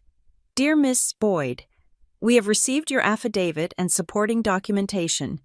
Based on the evidence provided, we have provisionally credited the $8,000 back to your account while we pursue the responsible party. Pursue the responsible party. It was happening. The machine I had built was working. I wasn't destroying them. I was simply stepping out of the way and letting the consequences find them. I picked up my keys. I was going to buy myself a dinner, a real dinner, sitting at a table for one, paying with a card that had my name on it, and answering to no one. The revenge wasn't in the email I sent. The revenge was in the life I was living. And it tasted sweet. Sunday morning usually tasted like peace. In my new life, the one I had built brick by brick over the last 3 months. Sunday was for sleeping in until 9, for making pour-over coffee in my sun-drenched kitchen, and for reading a book that had absolutely nothing to do with user interface design or family trauma. It was a day of rest, a concept I was only just beginning to understand. But this Sunday, the peace was shattered before I even opened my eyes. It was not a sound that woke me. It was a vibration. My phone, which I had left on the nightstand, was buzzing. It wasn't the rhythmic pulse of a phone call. It was a spasm. One buzz, then another, then 3 in rapid succession, then a continuous, angry hum that rattled the glass of water next to it. I rolled over, blinking against the morning light. and reached for the device. My heart gave a painful thud against my ribs, a conditioned response from years of walking on eggshells. I looked at the screen. 37 notifications. They were all from one contact. Mom. I sat up, the sheets pooling around my waist. The last time I had seen this many notifications was at O'Hare, standing in the freezing wind, desperate for someone to remember I existed. Back then, the screen had been a list of my outgoing desperation. Today, it was a list of their incoming panic. I unlocked the phone. The messages scrolled past my eyes, a chaotic timeline of a family system in total collapse. 7:30 a.m. Haley, pick up. It is an emergency. 7:32 a.m. We need to talk. Right now. 7:35 a.m. The bank just called your father. Why is there a hold on the Sapphire card? 7:40 a.m. Haley, please, we are family. You can't just ignore this. 7:50 a.m. Pick up the phone. You are scaring me. 8:10 a.m. You are ungrateful. After everything we did for you, 8:15 a.m. You are ruining us. Do you hear me? You are destroying this family over a misunderstanding. I read them twice. The progression was textbook. It started with alarm, pivoted to manipulation, shifted to guilt, and finally settled on rage. It was the entire cycle of abuse condensed into 45 minutes of blue text bubbles. My thumb hovered over the screen. I didn't feel the urge to cry. I felt a cold, clinical curiosity. What had happened? The bank doesn't usually call on Sunday mornings unless the situation is catastrophic. Then I saw the voicemail icon. I pressed play and held the phone to my ear. Haley, my mother's voice cracked through the speaker. She sounded wrecked. She was sobbing, those deep, gasping breaths that used to make me run to get her a glass of water when I was a child. Haley, please call me back. An investigator called the house. They are asking about they are using words like fraud. You have to tell them it was a mistake. You have to tell them you authorized it. She broke down into tears. But then, I heard it. It was faint, buried under the sound of her weeping, but I had spent the last few months editing audio for my podcast. My ears were tuned to background noise. I heard a whisper. It was sharp and hissed, coming from somewhere in the room with her. Tell her we will pay it back. Ask her what we are going to say to the police. It was my father. Or maybe Logan. It didn't matter. The sobbing wasn't fake. My mother was genuinely terrified. But the performance was directed. She was being coached. They were standing in their kitchen, probably surrounded by granite countertops and stainless steel appliances, workshopping the script that would manipulate me into taking the fall for their felony. I lowered the phone. A shiver went down my spine. But it wasn't fear. It was disgust. It was the final, absolute realization that there was no love in that house, only self-preservation. The dispute I had filed with the help of Sarah, the lawyer, had landed. The bank had looked at the IP logs, looked at the timeline, and realized this wasn't just a billing error. They had escalated it to their fraud division. And because the amount was over $5,000, and because it crossed state lines, my credit was in Denver. The theft was in Milwaukee. It was potentially a federal issue. The perfect name of the Boyd family was not just tarnished, it was on fire. My phone rang in my hand, startling me. The screen flashed Logan. He hadn't called me in 4 months, not since he asked for the password to his cloud storage. I stared at the name. I knew I shouldn't answer. Sarah had told me, written communication only, but I needed to hear it. I needed to hear the tone of his voice to confirm what I suspected. I swiped green. I didn't say hello. I just held the phone to my ear and breathed. Haley. Logan's voice was jagged.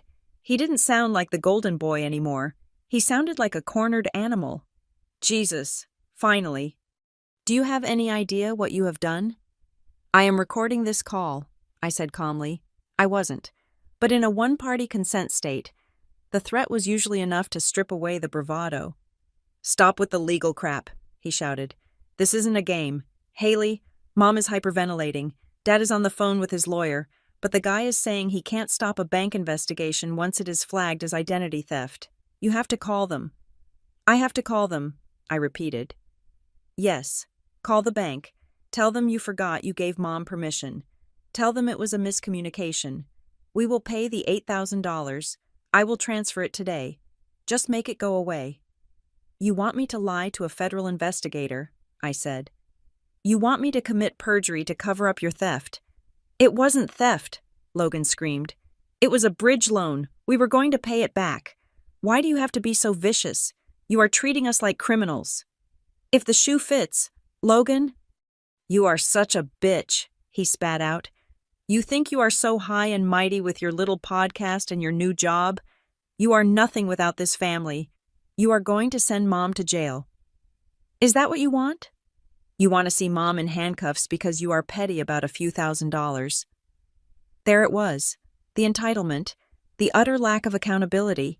He truly believed that my role in the universe was to absorb the impact of their mistakes. He believed I was the designated airbag for the Boyd family crash. I don't want Mom in jail, I said, my voice surprisingly steady. I just don't want her in my wallet. There is a difference. Fix this. Haley, he demanded, his voice dropping to a growl. Fix it now. I closed my eyes. For 19 years. Fix this, Haley, had been the soundtrack of my life. Fix the internet. Fix the printer. Fix the dinner. Fix the mood. I opened my eyes. The sun was fully up now, illuminating the dust motes dancing in the air of my apartment. No, I said. What? I said no.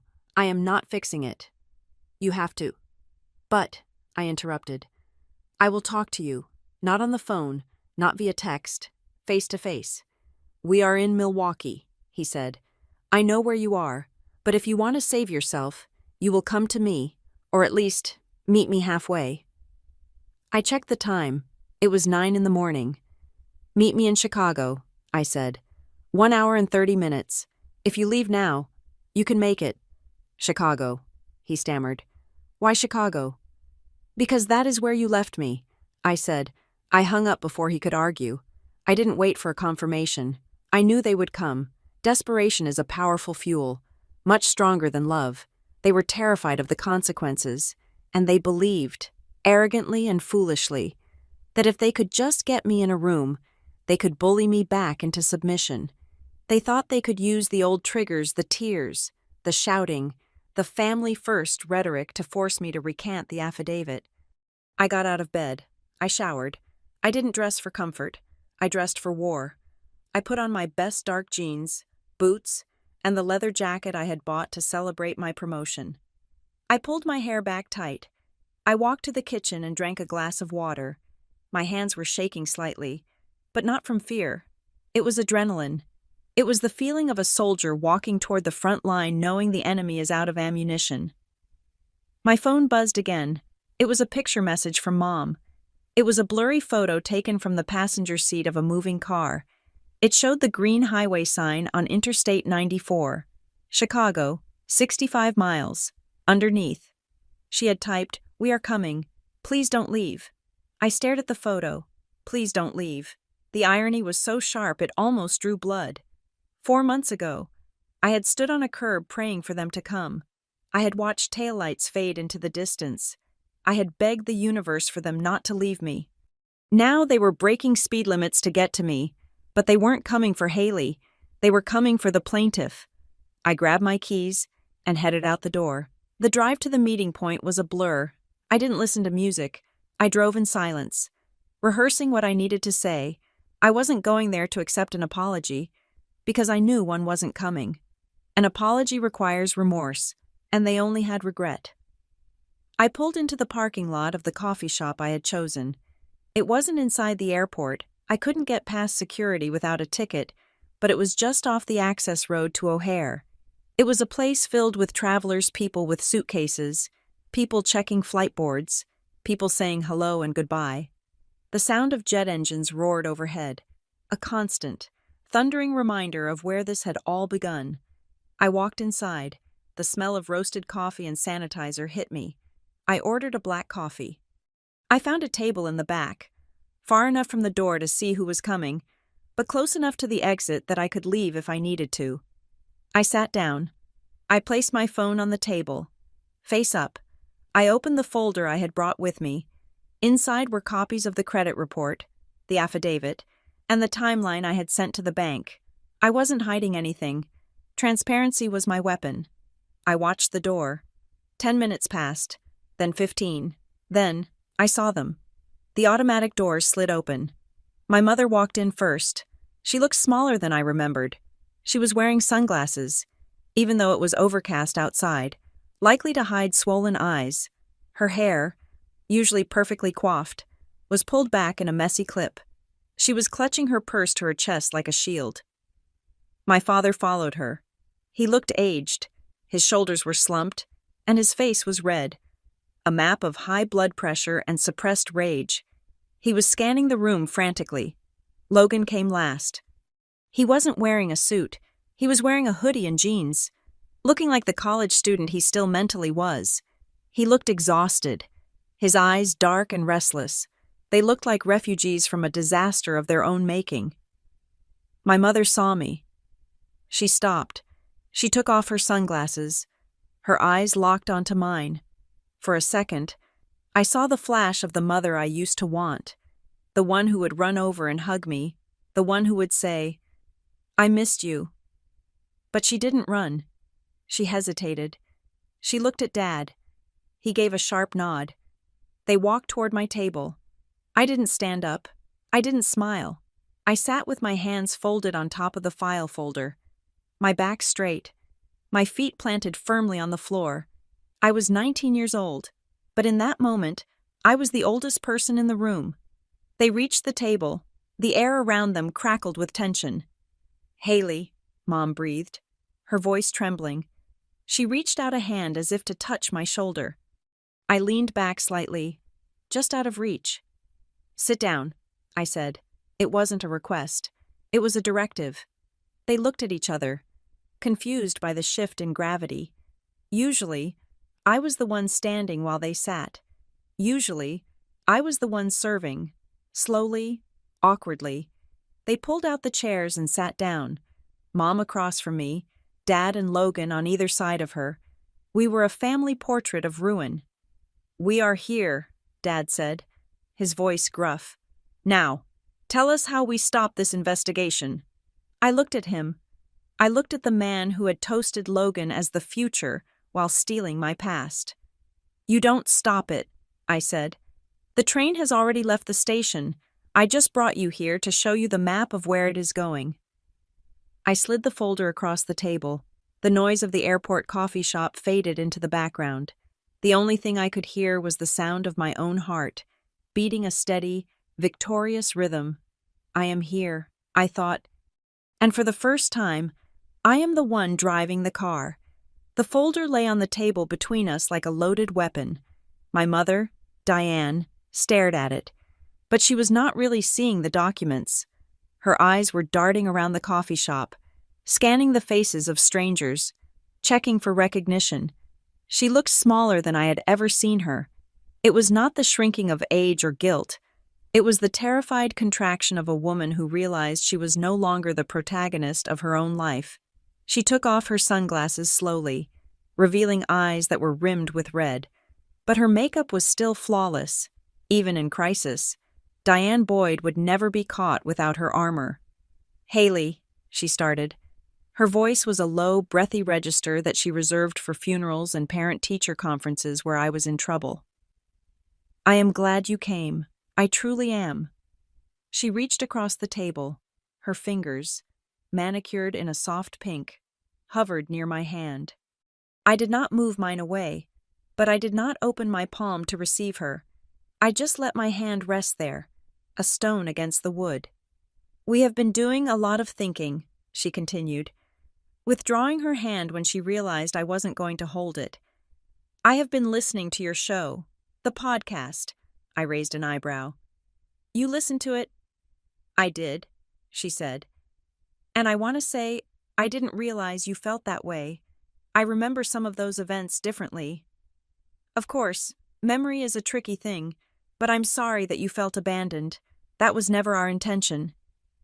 My heart gave a stupid, treacherous lurch. For 19 years, I had starved for those words. I am sorry. I didn't realize. It was the oxygen I had been holding my breath for.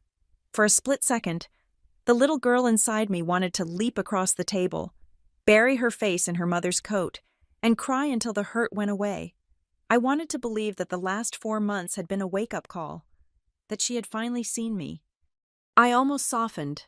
I almost said, "It's okay, Mom." But then, she sighed. It was a sharp, frustrated sound. "But Haley," she said, leaning in closer, her voice dropping to a conspiratorial whisper, "you have to understand what this is doing to us, to the family name." The oxygen vanished. The little girl in my chest curled up and went cold. "What is it doing, Mom?" I asked. My voice was flat. "People think we are monsters," she hissed. "I went to the grocery store yesterday, and Mrs. Higgins, the woman who runs the charity drive, she turned her cart around in the aisle to avoid me. People are whispering at the club. I was supposed to chair the spring gala, and they sent me an email yesterday saying they are going in a different direction this year." She looked at me, her eyes wide with indignation. She wasn't crying because she had hurt me. She was crying because she had lost her committee chair. "And Logan," she continued, gesturing to my brother who was staring sullenly at his paper cup. "His workplace is asking questions. That human resources woman called the house, Haley. She asked if there were pending legal issues regarding fraud. Do you know how embarrassing that is? He is on a performance plan. He could lose his job." "He stole my identity," I said. "He borrowed your credit," she corrected sharply, "and we are ready to pay it back. Dad has the check right here." My father reached into his jacket pocket and pulled out a folded check. He slid it across the table. I didn't look at the amount. "So here is what we are going to do," Mom said, her voice taking on that familiar, managing tone. She was back in control. She had a plan. "We pay off the card today. You call the bank and tell them it was a misunderstanding. A family arrangement that got messy. We withdraw the affidavit." She paused, waiting for me to nod. When I didn't, she played her ace. "And then," she said, "we make a statement together." "A statement," I repeated. "Yes, a video. Or maybe just a post on your TikTok thing. We sit down together. We smile. We tell everyone that we talked it out, that families fight but they love each other. We show them that the Boyd family is whole. We can spin it as a mental health awareness thing. Healing, reconciliation. People love that stuff. Haley, it would be good for your brand too." I stared at her. The audacity was breathtaking. It was architectural in its scale. She didn't want a daughter. She wanted a PR crisis manager. She wanted me to use the credibility I had built with my own pain to whitewash their reputation. She wanted me to look into a camera and lie to 3 million people so she could get her position back at the spring gala. I looked at the check. I looked at Logan, who was watching me with a mixture of hope and resentment. I looked at Dad, who just wanted the problem to go away. I let out a short, dry laugh. "You are incredible," I said softly. "What?" Mom blinked. "You aren't sorry you did it," I said, meeting her eyes. "You are sorry people believe me." "That is not true," she protested. "We love you." "Do you?" I asked. The noise of the coffee shop seemed to drop away. I felt a strange sense of focus. I needed to know one thing. I needed to close the loop on the night that started it all. "Mom," I said. "December 19th, O'Hare Airport." She flinched at the date. "Haley, don't start with that again." "I called you 12 times, I said. "I stood on the curb for 3 hours. I called Dad. I called Logan. I called you. 12 times. "We were busy," Logan snapped. The music was loud. "Quiet, Logan," I said, not looking at him. I kept my eyes on my mother. "I want to know the truth. Not the version you tell the neighbors. Not the version you tell yourself. The truth." I leaned forward. "Did you not hear the phone? Or did you see it ringing and choose not to answer?" She looked away. She looked at her purse. She looked at the exit sign. "It doesn't matter now," she muttered. It matters to me, I said. It is the only thing that matters. Did you see the calls? She was silent for a long time. Her fingers picked at the leather strap of her handbag. Finally, she looked up. Her face was stripped of the pretense. For the first time, she looked ugly in her selfishness. Yes, she whispered. I felt the air leave my lungs. You saw them. I saw the name on the screen, she said, her voice defensive now, rising in pitch. I saw Haley pop up, but Logan was giving his speech. Everyone was clapping. I was holding a glass of wine. I thought if I answered, I would have to leave. I would have to get in the car. I would miss the toast. I would miss the moment. She shrugged, a small, helpless gesture. I just didn't want to leave the celebration. Haley, I thought you could wait. You're always so capable. I thought you would just figure it out. I thought you could wait. There it was. The foundational truth of my existence in their eyes. I was the one who waited. I was the one who could handle the cold while they basked in the warmth. I was the subplot that could be paused so the main character could have his moment. It should have devastated me. It should have broken me right there in the coffee shop. But instead, I felt lighter. The weight of the what if was gone. I wasn't crazy. I wasn't dramatic. I was right. They had seen me drowning and decided that saving me would ruin the vibe of the party. I looked at the curb outside the window. I saw a girl standing there with a suitcase, waiting for a ride. I looked back at the woman across the table. I didn't need her to pick me up anymore. I had already walked home. I sat back in my chair. I pushed the check back across the table toward my father. Keep your money, I said. What? Dad looked panicked. Haley, take it. Pay the card. I don't want your money, I said. And I am not making a video. You have to, Mom cried, forgetting to whisper. People at the next table turned to look. If you don't, we are ruined. Logan will lose his job. The bank will prosecute. That is not my problem, I said. We are your family. Then act like it, I said. My voice was steel. You want a relationship. You want reconciliation, fine. Here are the terms. I held up one finger. 1. No public statements. I will not post about you, and you will not post about me. I will not help you clean up your image. You broke it. You fix it. I held up a second finger. 2. You pay the credit card debt directly to the bank. I am not touching that money. You deal with the fraud department. If they decide to press charges because you admitted to a felony, that is between you and the federal government. I will not lie to an investigator to save you. I held up a third finger. 3. If you want to speak to me, you go to therapy, real therapy, not a life coach, not a spa weekend. I want to see a receipt from a licensed psychologist. Until then, you do not call me. You do not text me. You do not come to Denver. I stood up. My mother looked up at me, her mouth open in shock. She looked like a queen who had just been told her crown was made of tin. You can't do this, she whispered. I am your mother. I know, I said. And for 19 years, that was enough to make me stay. But it is not enough anymore. Logan stood up, his face red. You are such a... Careful, Logan. I cut him off. I am the only reason you aren't currently explaining to the police why you furnished your apartment with stolen funds. Sit down. He sat. The power dynamic had shifted permanently. The golden boy was tarnished, and the glass child was bulletproof. I picked up my folder. I looked at them one last time. They looked like a tableau of misery. They were trapped in the consequences of their own choices, and for the first time, I wasn't offering to carry the burden for them. Goodbye, Mom, I said. I turned around and walked toward the door. Haley, she called after me. Haley, wait. What are we supposed to tell people? I didn't turn back. I pushed open the glass door and stepped out into the cool Chicago air. Tell them the truth, I said to the wind. Or don't. I don't care. I walked to my car. My phone buzzed in my pocket. I ignored it.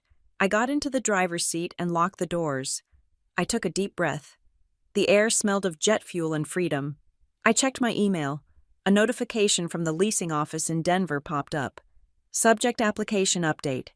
Dear Ms.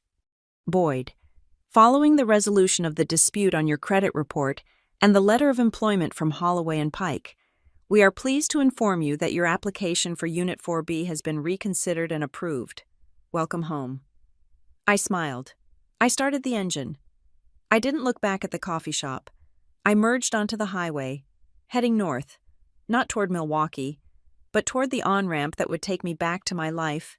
I had left them at the airport, and this time, I wasn't coming back to pick them up. Before I turned my back on the table in that coffee shop, before I walked out into the Chicago wind, there was one final, desperate exchange that seared itself into my memory. It was the moment the last illusion crumbled.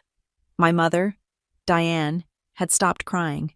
The realization that her tears were not working had dried them up instantly, replaced by a cold, sharp panic. She looked at the folder of evidence I had placed between us, the timeline, the IP logs, the affidavit, and she finally understood that this was not a tantrum. It was a legal strategy.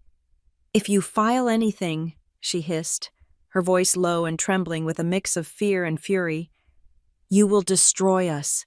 Do you understand that you will destroy your brother's career? You will destroy our standing in the community. You are holding a grenade. Haley." I looked her dead in the eye. My pulse was steady. "I am not destroying you. Mom," I said, my voice calm enough to cut glass. "I am stopping you." I reached into my bag and pulled out one last envelope. I slid it across the table. It wasn't a lawsuit. It was a roadmap.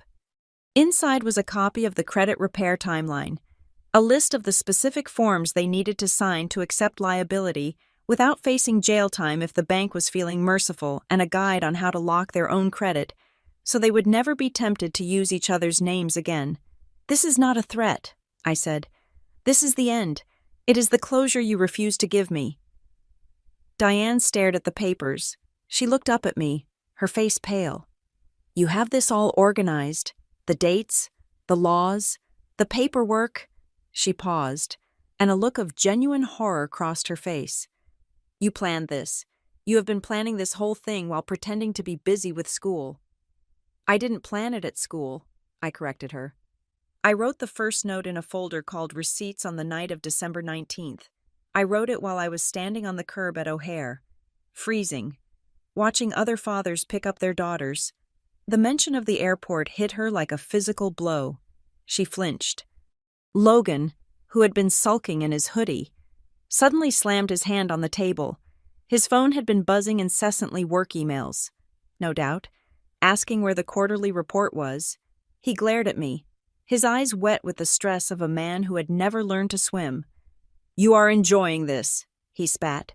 "You think you are so smart. Just wait until you need something. Wait until you need a cosigner or a reference. You are burning the only bridge you have." He grabbed his phone to call me, a reflex of dominance, trying to force my attention even though I was sitting 3 feet away. I watched my own screen light up with his name. "Incoming call, Logan." I looked at the screen. I looked at him. I didn't decline the call. I didn't silence it. I pressed the side button and held it down until the screen went black. I turned my phone off completely. It was a small gesture, but it felt like slamming a heavy iron door on a drafty room. "I am not your fixer, Logan," I said, standing up. "I am not your secret bank, Mom, and I am not your cover story for the neighbors. The bridge isn't burning because I lit a match. It is burning because you never maintained it." I dropped a $20 bill on the table to cover the coffee I hadn't touched. "Goodbye," I said. That was when I walked out. That was when I left them sitting in the wreckage of their own expectations. When I got to my car, the silence was absolute. I sat in the driver's seat for a long moment, watching the travelers rush past with their luggage. I waited for the guilt to come. I waited for that familiar, crushing sense of obligation to wash over me, telling me to go back inside and fix it. But it didn't come. Instead, my phone, which I had powered back on, chimed with a single email notification. I opened it. It was from the property management company in Denver. "Dear Ms. Boyd, we are pleased to inform you that, Following the resolution of the dispute on your credit report and the verification of your employment, your application for the studio apartment has been approved. The lease is attached. Welcome home. I let out a breath. I felt like I had been holding since December. Welcome home. Not a house where I was a guest, not a basement where I was hiding, a home. I drove back to Denver that day, and the miles felt like a victory lap. I signed the lease digitally at a rest stop in Nebraska. By the time I crossed the Colorado state line, I had mentally arranged the furniture. 2 nights later, I sat in the closet of my new studio apartment. It was empty, save for a mattress on the floor and my desk, but the exposed brick was beautiful, and the air smelled like lavender and autonomy. I set up my microphone, I put on my headphones, I opened the recording software. "Welcome to Missed Calls," I said. My voice was different now. It wasn't the shaky voice of a victim, it was the grounded voice of a survivor. This is the final episode of the airport saga. I didn't name them. I didn't tell the audience about the meeting in the coffee shop or the pathetic way Logan had tried to bully me. I didn't want to humiliate them. That would have been revenge. And revenge is messy. I wanted justice. And justice is clean. I learned something this week. I told the microphone. I learned that you can't save people who are addicted to your help. I learned that saying no is a complete sentence. And most importantly, I learned that the family you are born into is a starting point, not a life sentence. If the foundation is rotten, you don't keep patching the cracks. You build a new house. I uploaded the episode. The reaction was quiet at first, then overwhelming. Thousands of comments poured in, not just cheering for the drama, but thanking me for the permission to let go. I was sitting on my floor, reading a comment from a girl in Ohio who had just opened her own bank account, when a text message came through. It wasn't a demand. It wasn't a threat. It was from a number I had unblocked only for emergencies. Mom. I listened to the episode. I understand. I am trying. I stared at the words. I understand. I am trying. 6 months ago, I would have replied instantly. I would have said, "Thank you, Mom. That is all I wanted." I would have rushed to validate her effort. I would have rewarded the crumbs she threw me. But I looked at the time. It was 9 in the evening. I had work in the morning. I had a yoga class scheduled. I had a life. I didn't type a reply. I didn't leave her on read to be mean. I just put the phone down.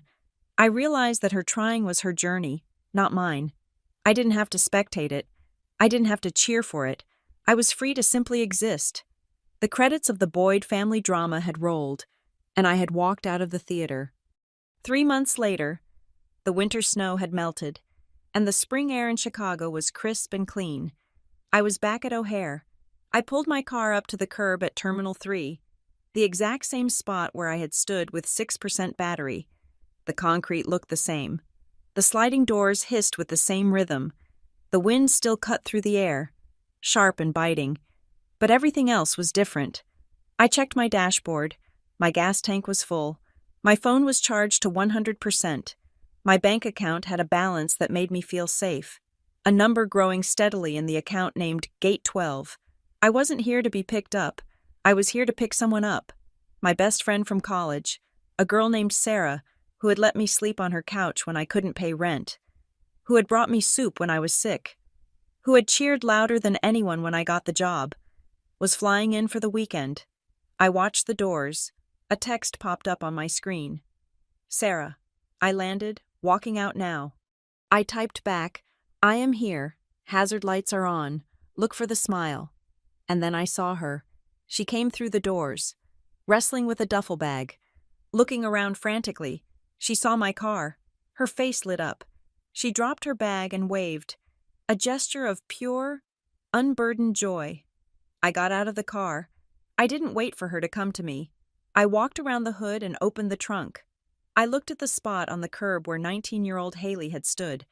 I could almost see her there, shivering, checking her phone, waiting for a mother who wouldn't come. I wanted to tell her it was going to be okay. I wanted to tell her that the cold was temporary. Sarah ran up to me and threw her arms around my neck. "You are actually here," she laughed. "Right on time."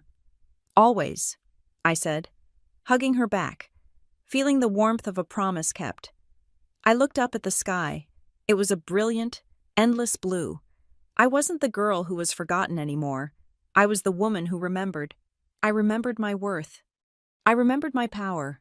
And most of all, I remembered that the only person who absolutely had to show up for Haley Boyd was me.